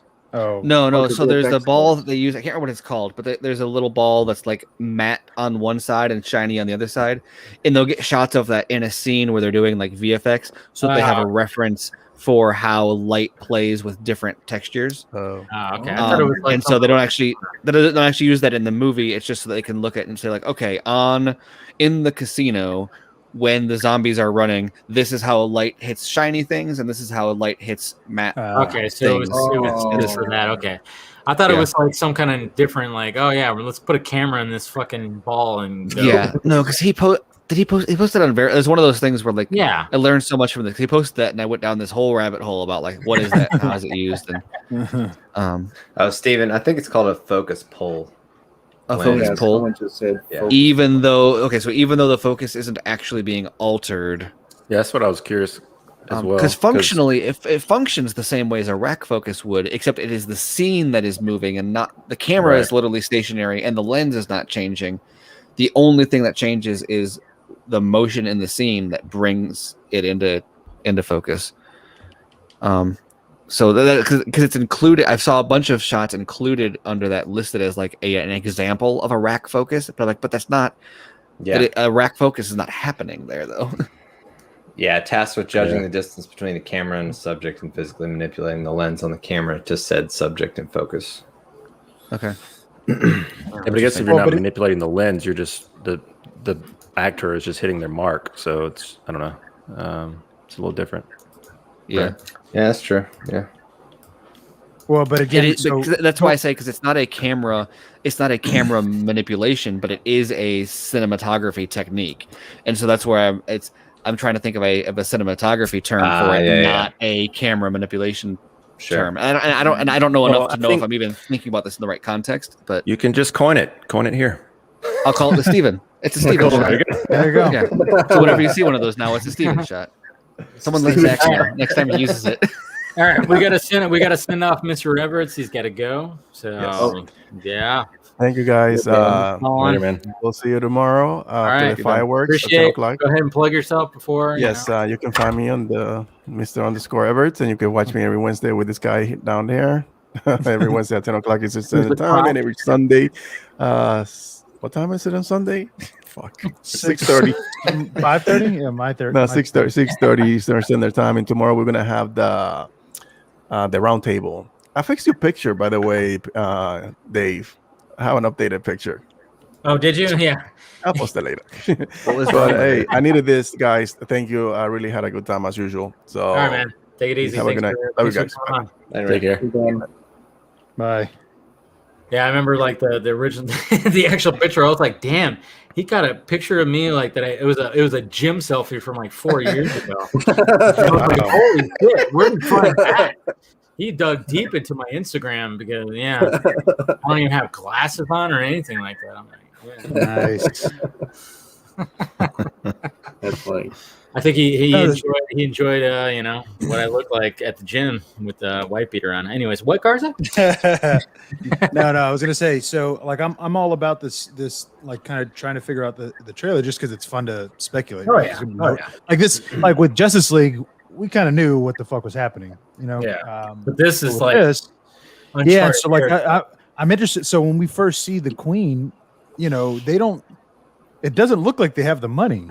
You know what I mean? So it's like, well, what I love about the trailer is like, oh yeah, it's just gonna be an easy little smash and grab job, you know, a bunch of fucking zombies, and then all of a sudden, you know, the crew is like, these are not the fucking zombies that we thought. These are like this is a civilization, and then all of a sudden the zombie tiger shows up, and that one guy goes, "That's taking it too far." That's crossing the line. That's so meta. That's so fucking meta. I love that line where he's just like, "This is like taking it too far," or whatever.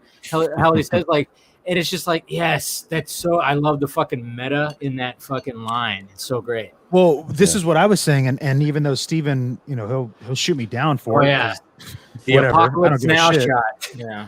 No. I'm talking about. Oh yeah. That's about the like. Okay, so if these guys figure out the zombies are not only have emotions, but they can be controlled. Like I feel like the government would be like, wait a minute. What if What if we create our own? You know, our own killing machines. You know what I mean? Because the military is like that. I mean, that's how they did it with dinosaurs too. You remember? Or they tried to. Didn't work out too well. Yeah. But you know what I mean? Like, what would happen? And that would put it on a more political type. Like it's almost like having a nuke bomb, right? Like, we won't release it, but if we needed to, it'd be across the ocean, so nobody would be messing with us because Canada and Mexico ain't fucking with us. So, I mean, would it be ethical to infect people? I mean, I don't. You know what I mean? I would not be surprised. I would not be surprised if there's some kind of thing like to try to counteract this. Like, the government's going, hey, let's make our own zombies or whatever the fuck. Yeah, I would not be surprised. Hey, thank you, Mr. Ben Everett, for weaponized zombies. Yes. Yeah, you don't have to use a silver bullet, but if you forge one, there it is. Right, and that's what I'm saying. Zombies. Yeah. Well, but that's what I'm saying. Like, I mean, imagine the military finds out about the advancements that these zombies have done. I mean, surely somebody's going to want to study it. I mean, that's how you fuck up, right? Somebody's got to study. You fuck up, and don't call me Shirley. It came from Area 51, so maybe the fuck up has already happened. Right. Ooh, see. There you go. Yeah, where's that mean? No, that's it. There's so much, but I'm like, I just love the fact that when he was asked about the origins, like, is it going to be alien origins? He just kind of played coy and went, you have to see. And I went, oh, this motherfucker is giving us aliens as well. Yes. You know, there's just what we do know is it's not going to be what we expect. No, that's true. No, yeah, that's the thing. It's like on paper, this just seems like a generic, like action, fair, whatever, Michael Bay type movie. But knowing that Zach's doing it, and also knowing that Batista was like, he turned down Suicide Squad to do this movie because I think he was quoted saying that he wanted something to sink his teeth into and show his acting chops, which is very interesting. You see it in this trailer. I mean. It starts off with you see he's working at this diner, this burger place, and then you see that whole dynamic. I love that there was that development in this trailer. It's like, okay, there's going to be more. There's a little more meat on this bone than just zombies and people. That's it. There's a fucking story here. And I'm also curious. Oh, sorry, Dave. Sorry, Dave. No, I was just saying that I like the fact that this is a version of Suicide Squad as well. There's a bunch of Suicide Squad. Yeah. Anyway, go ahead, Garth. Well, no. I was going to say I'm actually really curious because obviously, if we know it's probably an emotional role for Dave. Yeah. Like, why is his daughter there? Like, there's no unless she has some special skill. Like, he probably does. Well, yeah, but I mean, why would he be willing to risk having his daughter with him? You get what I mean? Like, that's another thing. Who says he's willing? Well, okay. I get that, but I love the fact that Steven comes in with it because he's been on the set visit and he kind of he scratches his eyebrow and goes, "Hey, I know." But the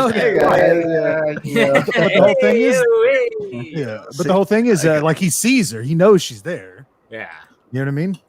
Yeah. And when he goes back and visits whoever he's visiting, obviously an old colleague, he's not sitting there going, "Oh yeah, maybe my daughter can help us out." It's just, it's like she's already part of it or something. Yeah. And by the way, guys, I mean, we already saw there's already 2 Easter eggs, Snyder Cut Easter eggs that have been spotted in this thing. We have the film canisters, and then of course Omri Hardwick, he's got a fucking brand of an Omega symbol on his fucking tit, on his. I didn't see that till later. Well, that's also I don't want to say it's not a Zack Snyder Justice League I Am Legend thing. No, it's a black fraternity thing. I think it's Omega Phi, Omega Psi Phi. Yeah. You mean Road Trip? It's in Road Trip. Is that? Well, there's a bunch of different black fraternities do. But the Omega symbol specifically is for a specific one. You see it on a lot of NFL players. Oh no, it's Psi Chi or something like that. It was where it's they have the white dude that says he's part of the Untitled Chapter.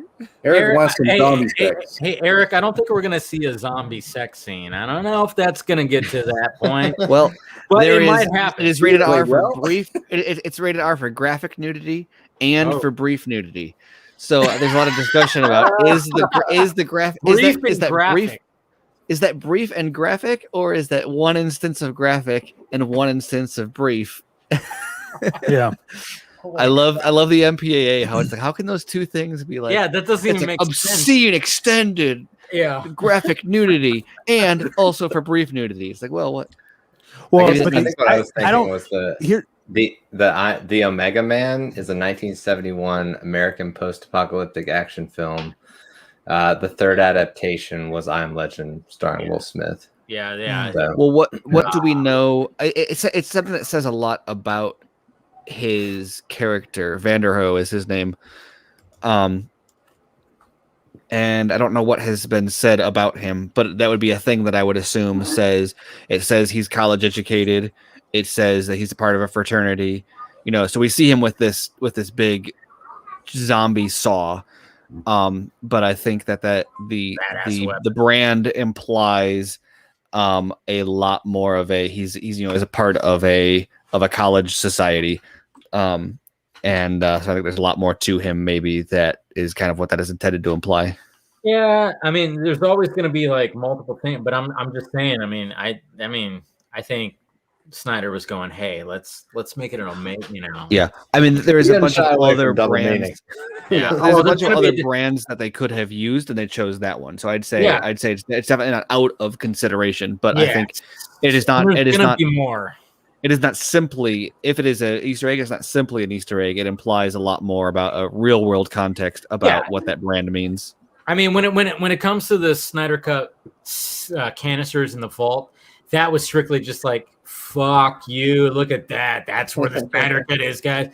100%. But other little Easter eggs are going to have probably a double meaning. Like, we might see. I'm curious if he'll actually have a shot where you see, like that photo that he released of them on Vero is one thing, but if there's actually a shot of them or it's just a background thing. Somebody mentions it, like, what the hell is this? Yeah. Like they actually call it out. What's the Snyder? I don't know if it'll get that meta, but it might be like, but somebody might look at it and be like, that's not money. Who gives a shit about that or something like that? Yeah, I wouldn't be surprised if it's something like that where somebody goes, what about this? And they go like, nobody wants fucking that. Or something like that. He's gonna probably do something like that where like somebody goes, nobody wants that. That's some stupid film. Focus on the cash. Yeah. Yeah. Everybody wants the money, and it's going to be like symbolic because it's like, hey, Warner Brothers, they didn't want that. They wanted this, or something like that. Yeah. see, right there. Snyder's always thinking, Yeah, it is. It's Omega Sci-Fi is the frat. It's interesting. Road Trip? Yeah, I think it is. Was that a Road Trip? Is that Road Trip too? I don't remember what it is in Road Trip, but it's funny because Omari is actually from I looked it up, and he's part of a. Because what I wondered when I saw that, I was like, I wonder if he's actually if that's a because that's how he how he reused Momoa's tattoos for Aquaman. I was like, I wonder if he piggybacked on that. And it's funny because Omari was from a fraternity, but not that one. And so I was like, oh, that's funny that he. So speaking of why did he choose the Omega symbol? Because he chose one that is not personal to Omari, which I think implies, maybe he was like, well, I'll sneak that Omega symbol in there that way. Yeah. I just would not be. I would not be surprised if there's going to be more. I'm just saying because this all happened before. They shot this movie before it was announced. It was anything. They're going to be preparing to go in, and they're going to be like, "We are 6, not 5." I'm gonna say, so does Darkseid show up when they get to the vault? Or he's boomed him onto the stratosphere. I'm calling it. Omari Hardwick is actually dubbed. His voice has been completely dubbed over by Ray Porter. Oh man! Send the Armada. And you guys saw the runtime for this fucking thing, right? Yeah. Man, this is probably the longest zombie movie. I think Garza even. I think you said that it was like true. It is indeed the longest zombie movie. Like we've looked that up. Yeah, okay. I mean that just shows you right there. It's like yes, this is a Zack Snyder zombie movie, and the fact of the matter is that Warner Brothers said, we don't want this. Fuck it, we don't want this. Sorry, Zack. And then all of a sudden, Netflix is all about it, And now Netflix is like, yeah, we're gonna push the shit out of this movie, and whatever you want. And even Zach said this was the funnest movie he's ever worked on, and all that stuff. And it's just shows you right there. It's like, what the hell? Well, it's not even that, dude. Like the fact that he had so much shade to throw out. Like no bullshit. Like there's gonna be shade in this movie. Right. Well, not only there's going to be shade this movie, but dude was confident. Dude was confident to be like, yeah, you're not going to see a bastardized version of this. Like, yeah. Like, no, you could say whatever you want. Like, he didn't necessarily have to say that. All he had to do was, no, this is my cut. Yeah, but and with Zach, that's something that I've noticed that because the Godzilla versus Kong talk and all that about how like you hear a lot of directors say like this is like David Ayer said that the theatrical cut was his cut, and a lot of directors do that. I don't think Zach has ever gone to bat. Like even BVS, we knew that the ultimate cut was coming before the theatrical even released. So for him to say before it releases, this is my cut. Ahead. Yeah. It means more. Like normally I'd chalk that up to just like a PR thing, but like for Zach, it means something. What's the chat? Whose name did I say correctly? The chat's talking about. I pronounced someone's name correctly. What? And I don't know whose name was being pronounced incorrectly. Learn from Said his Steve name Davis. right. That's how you say the name. I don't know what name. There's like 4 people said it. Oh, you know me. I don't know how to 3. say shit right. Baby gets super mad. What? I don't know. Yeah. I don't know. Are you talking about Omri Hardwick? Did I say Omari. Omari. Huh? Omari. Omari. See, that's what it is. Omari. That's probably what it was. Yes. Well, let's why don't you say the names of every single? I say tomato. Why don't you read through the names of every single cast member, and we'll see which one. Did I say wrong? Blink twice. By the way, Dave, God, Heist. My mind immediately goes to like the wrong pronunciation. That's just what happens. By the way, hashtag release the air cut is at 106,000 views or 1,000 tweets right now in California. I'm just saying, trending in California. 106,000 views. Just saying. Definitely release it now. Hey, what if and I'm just speculating just because I literally just saw something on my phone. But like, what if like the zombies were technically like aliens, right? But so let's just assume that it's in the DNA or whatever is in the mix, right? That's why these zombies all of a sudden become like predatory, right? And what if like the originating planet is like a predator type based fucking planet, and like that's the reason why they're all able to hunt. Dude, I would not be surprised. That's what I was thinking. I mean, if like at the end of this movie, all of a sudden like a spaceship just shows up, just a huge one over Las Vegas, and then that's the way it's gonna fucking end. And then it crushes a head or something. Yeah. Well, and that's why I said maybe the sequel is something like Prometheus or whatever, because if you think about the way like the franchise potential of this, it reminded me as I was talking about it of like the way the Alien franchise developed. But think about how different Zach likes to make each of, like, he's only done one series, right? But how different Man of Steel is from BVS, from Justice League. So think about him doing another series. So you're going to have this movie where it's like a zombie heist movie. What's the sequel going to be? It's not going to be a zombie heist part 2. It's going to be like an alien origin or a war or it's going to be something that's totally a spin-off but changes the genre, changes the visual look, all that stuff. You don't think there'll be like a heist in New Orleans or something this time? Could be. New Orleans, Atlantic City. Yeah. Like, hey, what about Ocean's 12? Well, I mean, what we also got to realize too is like even Zach said that he got inspiration from Escape from New York. That's kind of like post-apocalyptic. You got like a city right there. I mean, they made Escape from LA, which was not as good by a long shot, but I mean, there is that inspiration of like, hey, this is like, inspiration from that is like you guys said. What if the next spot is New Orleans or whatever the fuck? That could be a possibility. Well, I'm telling you, man, like I think we're going to go off world because I feel like, remember, Zach even said that he's been playing with, or at least he's given hints that he's familiar with the whole, the volume type thing. We haven't even seen him do anything with the volume yet. You know what I mean? Like, and you know what I'm talking about, right? Disney thing, the volume, Disney, the Mandalorian. I personally kind of prefer he stays away. I think it's a limiting. It's cool, but I think out. I don't know. I'm talking about something in space. In space, though, I mean, dude, there's only so much. No, you know what I'm talking about? But look at the way that he can. My thing with I think the volume is awesome, but I watched The Mandalorian, and you can show me a shot, and I can tell you, like, oh, that's where the screen starts. Not because you can tell, because it looks realistic, but because of the staging, you can tell they're moving on it as if it's a stage.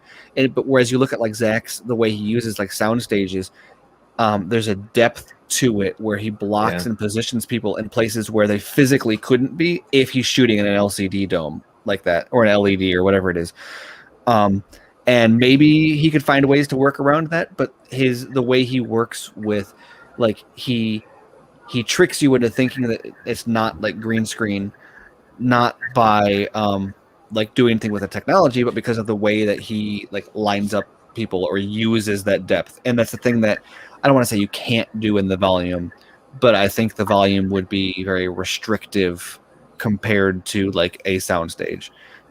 Maybe there's budget considerations, and if that's a huge budget savings, I can see him doing that.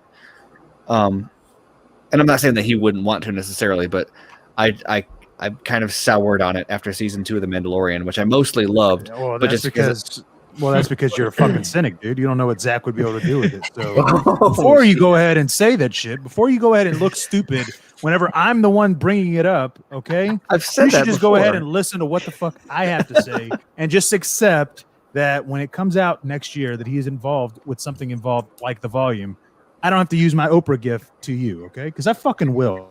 Jeez. I mean, he shot Jared Leto and Ben Affleck in front of a green screen for the Nightmare. Like, he didn't need the volume for that. So no, he didn't. Why would he? Nah, he's fine. Yeah. I just want to say that I'm right to you, Steve. Oh, I know. Yeah, no. I'm gonna casually deny it to you at every turn. I know. Well, I mean, and we could talk about Nicholas's, his question that he had, or like, talking about the Lord of the Rings Amazon thing and what 465 million. I mean, I know. Yeah. What do you got to say about that, Garza? Man, you know what, dude? If they're willing to spend that fucking much money on Lord of the Rings, which, granted, Lord of the Rings is great, but it's an origin. Correct me if I'm wrong, right? It's an origin story of Lord of the Rings, right? Yeah. We don't know how many episodes are going to be there, but 20. If you're 20, oh, is it 20? Yeah. Oh, how long? That's the thing. We don't know how long they are. 10 minutes. If you're talking about, yeah, exactly. Right? if you're talking about maybe 45 minutes, I mean, that's still a lot. Like, don't get me wrong, but I don't think they're doing 20 fucking hours of one season, because that's a long fucking season. So my estimation is they're doing 30-minute increments, which is still, I mean, that's still 10 hours. Don't get me wrong. But what's Invincible? Invincible is like, those are like 40 minutes each, aren't they? Are you watching Invincible yet, Garza? No, not yet. Oh my god, you gotta get on Invincible. Watch it. It's so good. Oh, it's so good. good. Be all about this show. I know I should be. I fucking need to watch it. Don't worry, I will. Don't worry. But if you were to take this, what you're talking about? Yeah, on the Lord of the Rings, dude. If they're willing to spend 500 million for a show that's like, they don't like. First off, who's doing this Lord of the Rings series? Like, is it a well-known person? I think it's Bayona. Jay Bayona. Yeah. At least he's showrunning, or he's directing a few. I know he did. I think he did first. He's doing the first 2 episodes directing, I believe, and I want to say show running, but I'm not positive about that. But yeah, Because he's from A Monster Calls and Jurassic World: Fallen Kingdom. Monster Calls looked amazing too. So if he's doing that, I mean, then I can understand it, because that is he is a full-on. He's a big time director. Like, I'm not discrediting him. But if you were to have just some no name showrunner and still spending 500 million on a show, surely HBO Max would be like, Well, I mean, why can't we spend $500 million on a fucking Justice League series? Yeah, but you're thinking like a sane person. I know. Surely with the Lord of the Rings show is. I think it's been. Is anybody else a Lord of the Rings fan on here? Yes, I'm barely. So these I have swords behind me. Silmarillion in Yeah, years. Brand's got swords on his wall. It's confirmed that it's the Second Age, right? Yeah. So the Silmarillion is like that thick, and it covers the 3 ages. And what we saw in the 3 movies is like the end of the 3rd age, I believe, right? Oh, Which is is it? Okay. It's like a 50-year time span. Whereas like leading up to that, you've got like thousands of years. And the way that the Silmarillion is written, there's not really any like specific individual storyline. And so the way it's written is it'll be like, and then there was a war. Yeah, and it's then, like it is not an easy read if you ever tried to read the Silmarillion. It's very much it's like a history textbook. And so it's a thing where like they've got a lot of liberty, I think, in the way that they tell the stories, but also like when you tell me like there's a 20 episode arc, I don't know how much. Like I think they're sticking with a fairly consistent cast and stuff like that, and so it's not like they're going to be swapping everything out. But also, you tell me they're going to do a 20 episode arc, like we're talking about a show that covers like the entirety of Game of Thrones would be referenced in like a page of the Silmarillion in terms of like subject matter. So depending on how granular they get with it, 20-hour-long episodes in a single season is like scratching the surface. The material is endless. It's so endless. I mean, they could make enough material to cover the Silmarillion. Like they just couldn't do it.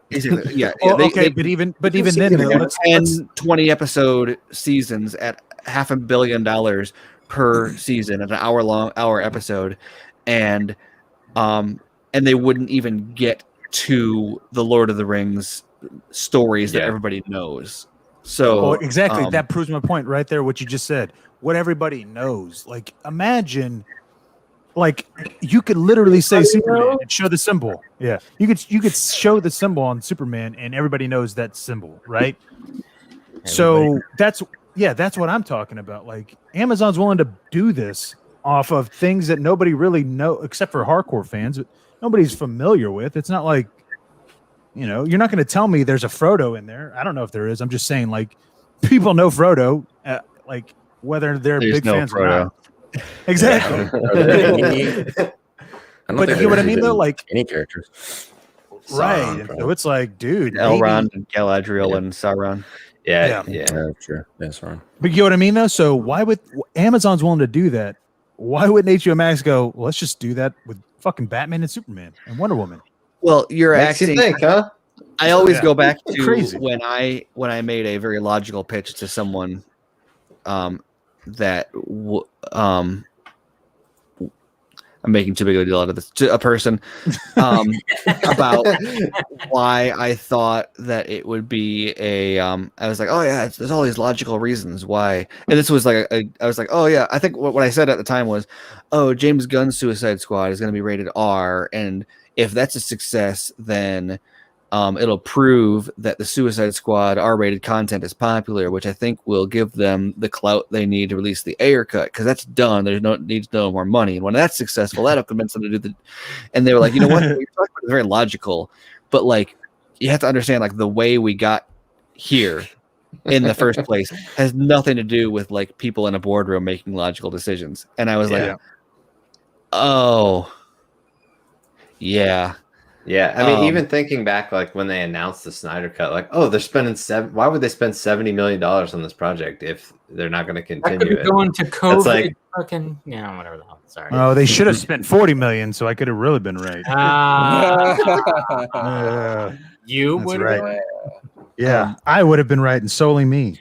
Oh, just just that mentality, though. You're like, if you spend $70 million on something that's already been produced as a movie, like they're going to want to continue this, right? You'd think they want to continue this, but you think who knows? Exactly. You must not have been thinking when you thought that.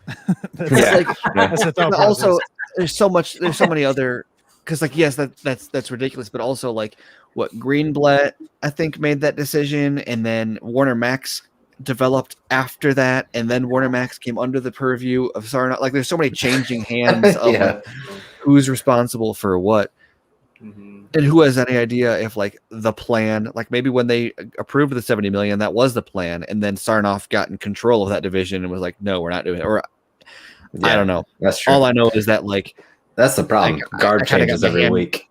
I got my hand slapped a little bit for being logical, and ever since then, every time someone makes a logical point, I just hear that in my head where it's like, yeah, that's logical, but you have to remember we are not here because people were making logical decisions in the first place. Yeah. All right, but I want to know who's the one that made the fucking 70 million decision. Then, like, you know, like what were they thinking when they were like, yeah, you know what, we'll spend 70 million to shut you the fuck up. Well, I don't know what their thinking was at the time, but I do know that like because of the way that like international distribution works, for example, those are all licenses that are paid for, and usually it's like several million a pop. And so before like the movie was profit, like I can, without knowing any numbers, I can guarantee you the movie was profitable. Before it was even released, it was probably already recouped its costs.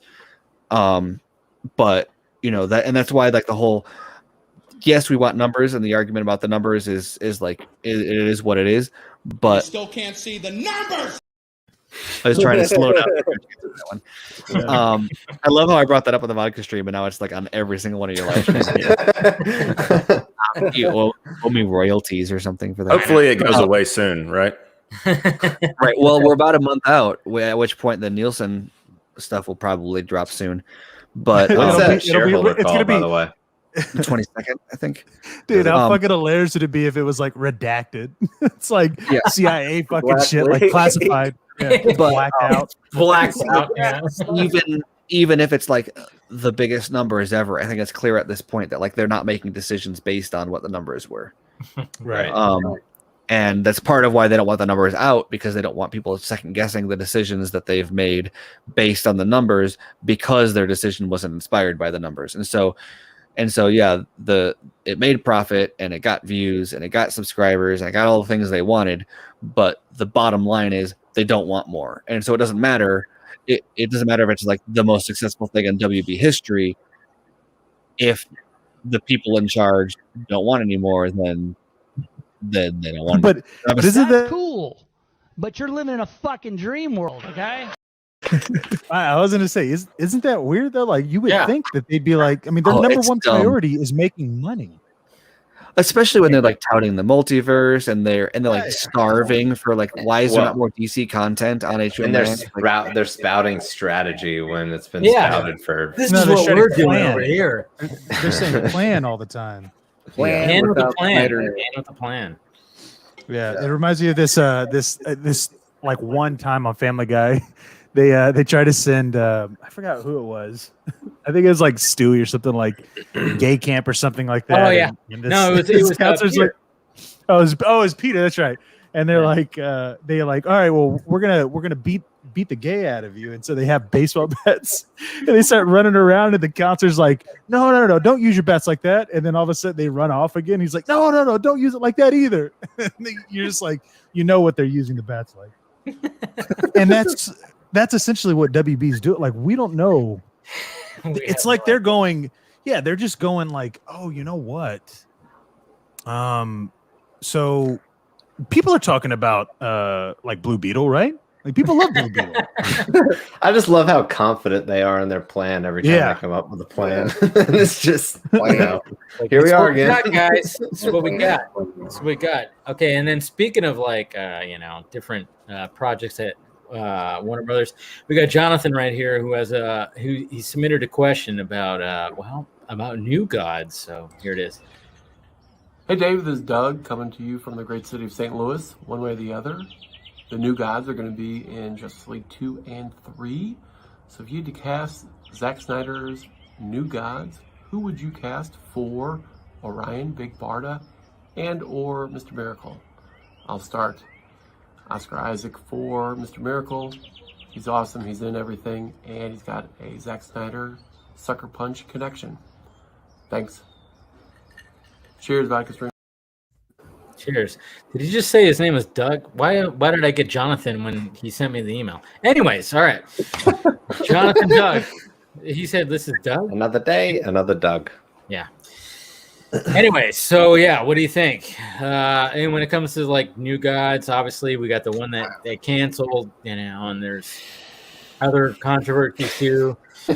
But when it comes to casting, I mean, Oscar Isaac, Mr. Miracle. You can't go wrong with Oscar Isaac in anything. You can't. You really can't. I mean, you saw that video of him training for Moon Knight, and it's like, yeah, there it is. He's awesome. I mean, Oscar Isaac's awesome. But yeah, what do you think, Chris? I suck at casting. So do I. That's the one thing. Like, who would you cast? I'm like, I don't know anybody. Who would I cast is, Who would you I don't know. Yeah. I have no Kathy idea. Bates. I don't know. When I get put on the spot, I'm like, I don't know. Yeah. Just from the Army trailer, I'd love to see Tig Notaro as Granny Goodness, like just from an aesthetic standpoint. Oh yeah, probably good. Yeah. No, that's not bad. I mean, I think I would go Jamie Lee Curtis because she's a silver fox kind of thing. But but you know what's funny about that is like when Zach puts somebody in a place like for that, he'll like end up if he goes further, he go like, I'm just gonna use you again and make you a star. I'm gonna make you a star because I mean that's kind of what he does. I mean, he goes, hey, you seem like you're perfect for this role. I'm gonna put you in this role. And then all of a sudden it just gets capitalized and everybody goes, oh, wow, good casting. Great casting right here. I mean, we're still waiting on the full confirmation and full reveal of who Green Lantern was. And it's kind of go, that guy not probably known and probably would have been awesome in the role. So nice. Yeah, I love that he doesn't fall into the stunt casting trap with a lot of his characters, especially. I mean, he could have went like the Josh Brolin approach that they did with Thanos and cast somebody like that for Darkseid, but he got the right guy for the job instead. Which was fine. Like Brolin was great, but at the same time, but he was great. But I always saw Josh Brolin. Like I didn't see this character. I saw Brolin's mannerisms. I saw his face, his likeness. Yeah, and now that we've seen Ray Porter too, I can't imagine wow. Right? Darkseid without Ray Porter, Yeah. Right. Yeah. But what do you think? What do you think, Steven? Any New Gods castings? I don't really know New Gods all that well. Me neither. My biggest familiarity with them is from the Countdown to Final Crisis. Yeah. Which would mostly be like Orion. And for that, I feel like I'd love to see him bring in like a wrestler. Not Batista or like John Cena. Kind of feel like the obvious choices. John Cena isn't too much. Yeah. But I feel like just some like big meathead would be great. I love how Ryan's icon is. I know. I know. I saw you chuckle, Chris, and I was like, "Oh, you saw the same." I was like, "Ryan's icon is a Snyder Jesus kind of thing." I love that. What about you, Garza? Anything on New Gods? Yeah, New Gods, man. That's funny. That's a funny thing, man. Didn't we hear about some so anyway. Yeah. Man, isn't that wild, dude? I'm so shocked that we got New Gods, all this material that came out about a New Gods film that was connected to something that just came out literally this year and was only greenlit in May. And I can only imagine if you were writing for a thing. Anyways, I'm not going to get into it. It's fine. It's a fucking lie, and I hate people that try to take advantage of everybody that's in the fandom and try to go, oh yeah, no, I did this. Bullshit, dude. No, you didn't. Sorry. I don't give a fuck. Anyways, who I think I have an idea. I don't know about casting because I don't really do it too much, but you know who I actually wouldn't mind seeing? Mr. Miracle. Like, I feel like he'd be a badass in it. Just whatever. Zac Efron. Ooh, interesting. Right? I mean, I feel like what's funny is like Zac Efron needs to be something.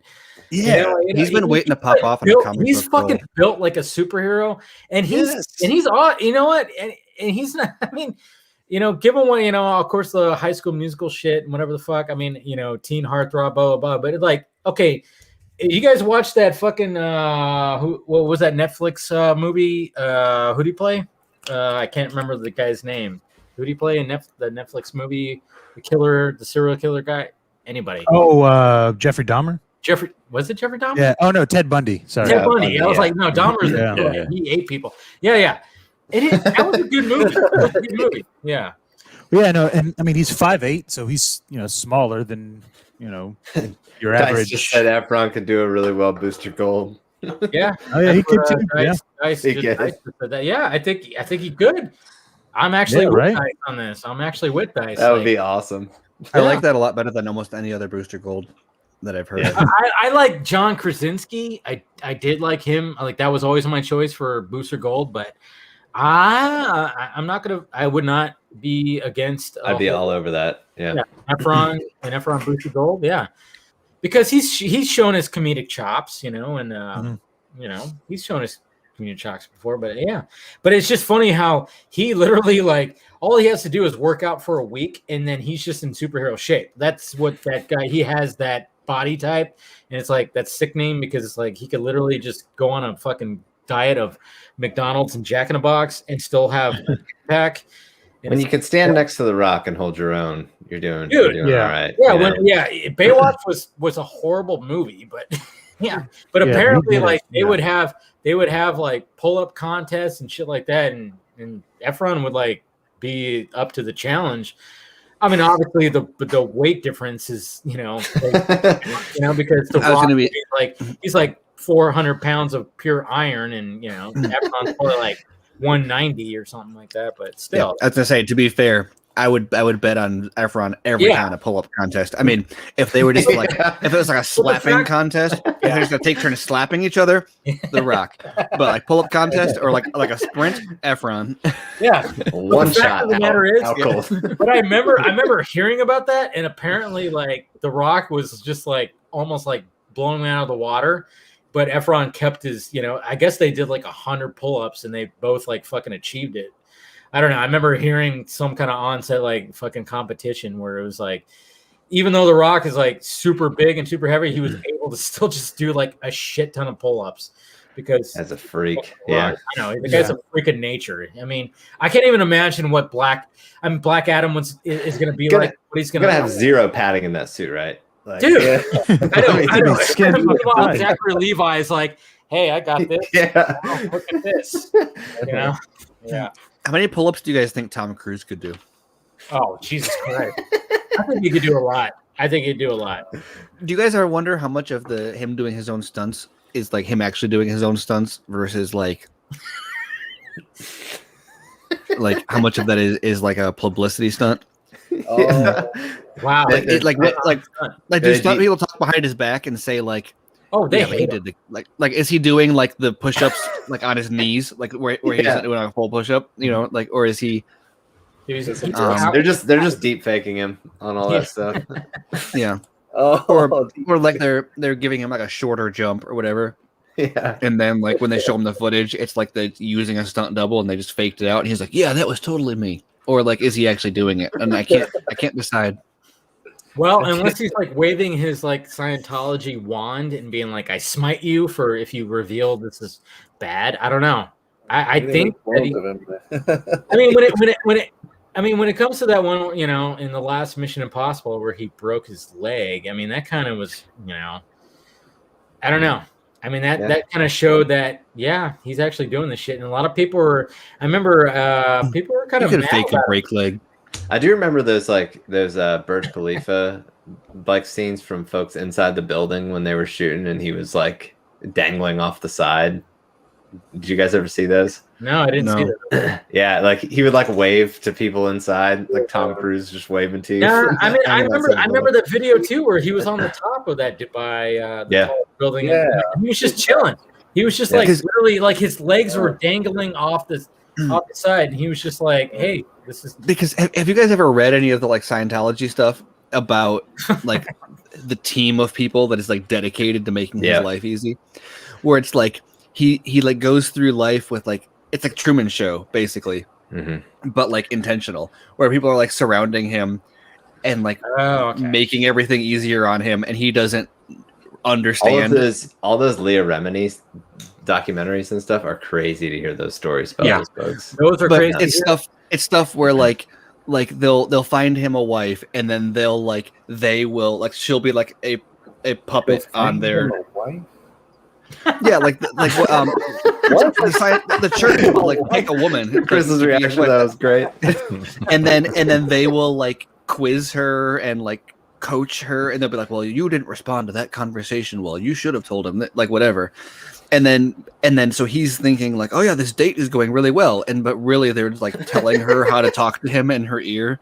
It's like, I mean, you bring up a valid point because some people kind of question when he went off on people on Mission Impossible 8 or whatever 7, whatever the hell they're on right now, about the mask. Top Gun. It was Top Gun. No, it was the mask thing. Oh yeah, that was people were questioning like, was that legit, or did they, just release that to be like, hey, look at Tom Cruise, he's yelling at his crew about the whole mask and social distancing thing. He also had that like theaters video too, where he like was recorded going into a movie theater after COVID, which also was like, that's what it was. Yeah. Yep. I think you watched Tenet, right? Yeah. It's so different. I don't necessarily doubt the stunts thing with him. It's just that when you hear these other things about him and the way that his life is engineered in ways that even he doesn't fully realize, it makes me question a lot of other things about him, about like whether or not like any of this. How can you not? Yeah. Hey, I was gonna say the only other person I would say that could possibly be a cool Mr. Miracle would be Ben Barnes. Be like a little different because he's taller, but Ben Barnes, yeah, he was in Westworld. I think he was in Daredevil. Oh yeah, Daredevil, yeah. Oh, or Punisher, like he was Kevin the Punisher. Yeah. Sorry, you know Punisher, what's funny? sorry. What was funny is he was actually like when I was thinking about new Batman, like when I was doing like a top 5, I think I actually picked him for being the new Batman at one point, like before Pattinson. Speaking of which, I want to know who Zach had in mind for the Bruce Jr. Yeah, right. Zac Efron. Oh, why you give me a hard time, man? I think it's a great. Also, because I love the idea. I don't know if I mentioned this last time about people talking about the idea of Batman. That people think that the guy on the horse from the history lesson looks like Affleck. And so people are talking about like the return of Bruce Wayne, where that Omega, like in Final Crisis, when he gets shot with the Omega beams, he doesn't actually die. It actually sends him back in time, and there's a whole comic about him going through historical events. And I think it would be so cool to do. Like, it would be really cool to do something like that. And I don't know if Affleck would ever do it, but the notion of that opens up the possibility that his replacement comes along. Sorry, I've got a piece of almond in my throat.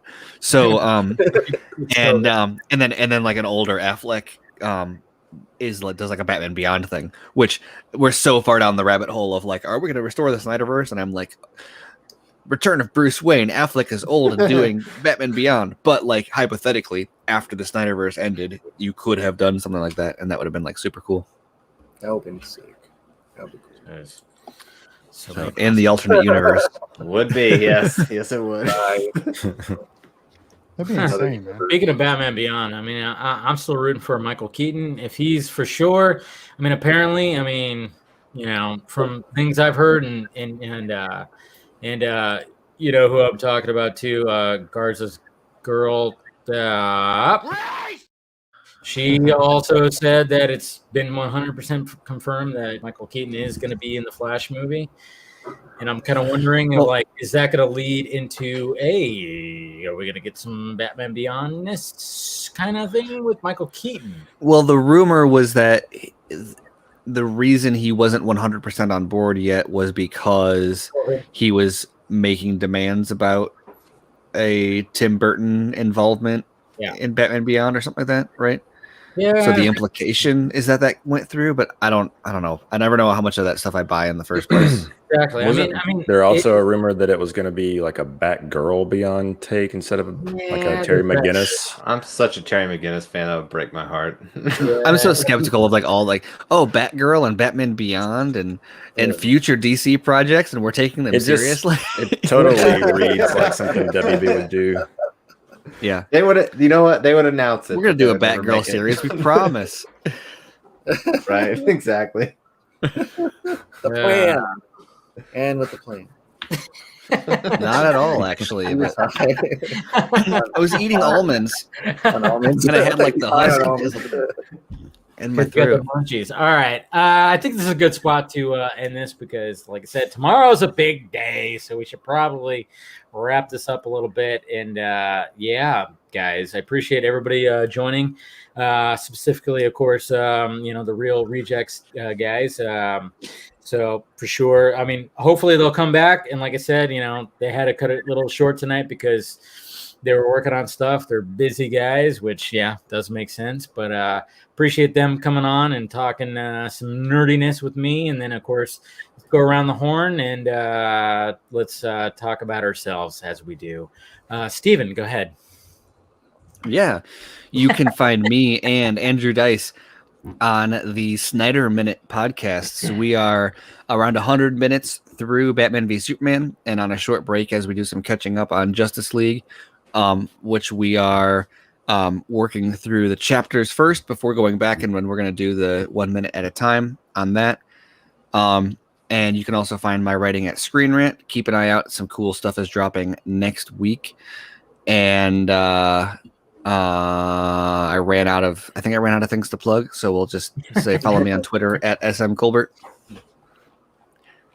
See, I could do the Scott thing. It's just that I get to a certain point and I'm like, I don't know if I don't have anything else to say, and I didn't plan to not have anything else to say because I always assume something else is going to come out if I just keep one moving my mouth. I don't know if anybody can replicate that buttery smooth. Yeah, no. I mean, Jesus Christ.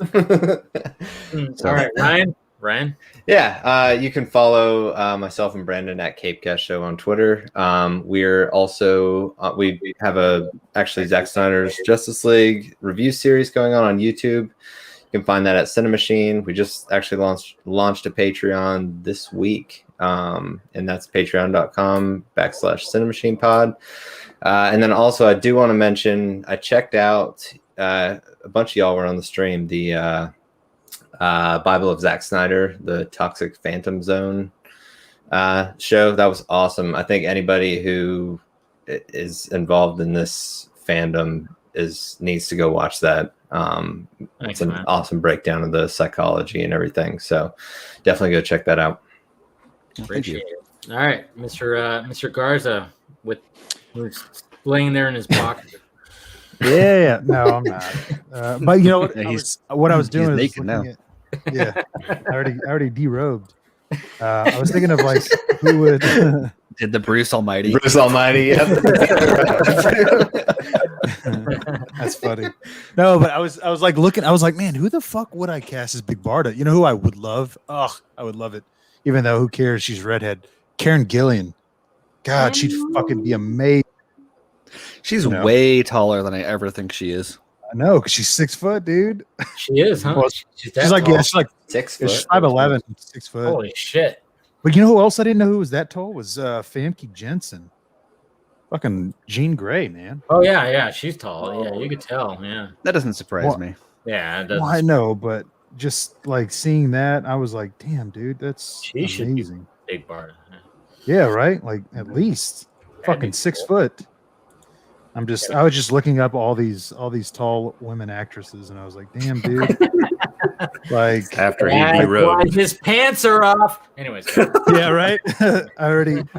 Now you know why. No, I'm just kidding. You could. Yeah, that's why the camera's off. Hey, by the way, Aisha Taylor's 6 foot too, so that's. Oh yeah. Ooh, there you go. She wouldn't be. Yeah, right. Yeah, this would be cool if they wanted to race again. That's cool. Yeah, you can follow me, Sir John Aaron, like it says there, and on the Real Emotion, or I'm sorry, we changed it. Real Anarchy Podcast. That's right, my fault. There it Sorry is. about that. Yeah. All right, Mr. Chris Wong Swenson. You can find me at the Ping Pong Flick Show at Ping Pong Flicks, and you can find me tomorrow interviewing Ray Fisher at 11 a.m. Pacific Standard Time. There it is. Nice. All right, and then Brandon. Well, you can find me everywhere that Ryan said. I'll just say ditto. Yeah, couldn't say it any better, and then there's no need to. So, yeah, just rewind, listen to what Ryan said. Yeah. And with less bokeh. It works. It works. And of course, guys, you know what to do. Hit that like, thumbs up before you leave. Hit that notification bell. You know when I'm doing this stuff. And then, if you want to join the Patreon, do that. That is down below, as well as the Film Junkie Closet if you want to get some merchandise. And I am, too, going to be interviewing Mr. Slade Wilson himself, Joe Manganiello, tomorrow. This is going to be 12:15 Pacific Standard Time, so 3:15 Eastern Standard Time. Should be a lot of fun, like I said. And, it's going to be great. Justice Con is going to be absolutely fantastic. Like, Scott's going to be doing Lennox. I mean, there's going to be Porter. There's going to be Fisher. It's just going to be absolutely crazy tomorrow. And then, of course, then Army on Sunday. And then Army on Sunday. That's going to be a lot of fun too. A lot of people coming from that as well, and a lot of talking about that. And then, like I said, Real Emotion at 7. What is it? 7 p.m. Pacific Standard Time. Pacific time, yeah. Because There's going to be a post show, and then before that, man, so much is happening tomorrow. Before that, me and Scott are going to talk about the first episode from Batman the Animated Series on Leather Wings for Batman the Fanimated stream. I'm out of breath. Yeah, Dave, you need to get some sleep tonight, man. I know. I should probably get it sleep. Yeah, I know. Luckily, I'm over here on the West Coast, so it's not even midnight yet. So, but anyways, guys, cheers. Thank you for joining us again. Thank you to the Real Rejects guys and everything, and thank you to the panel right here. We will definitely talk to you later. All right, see you guys.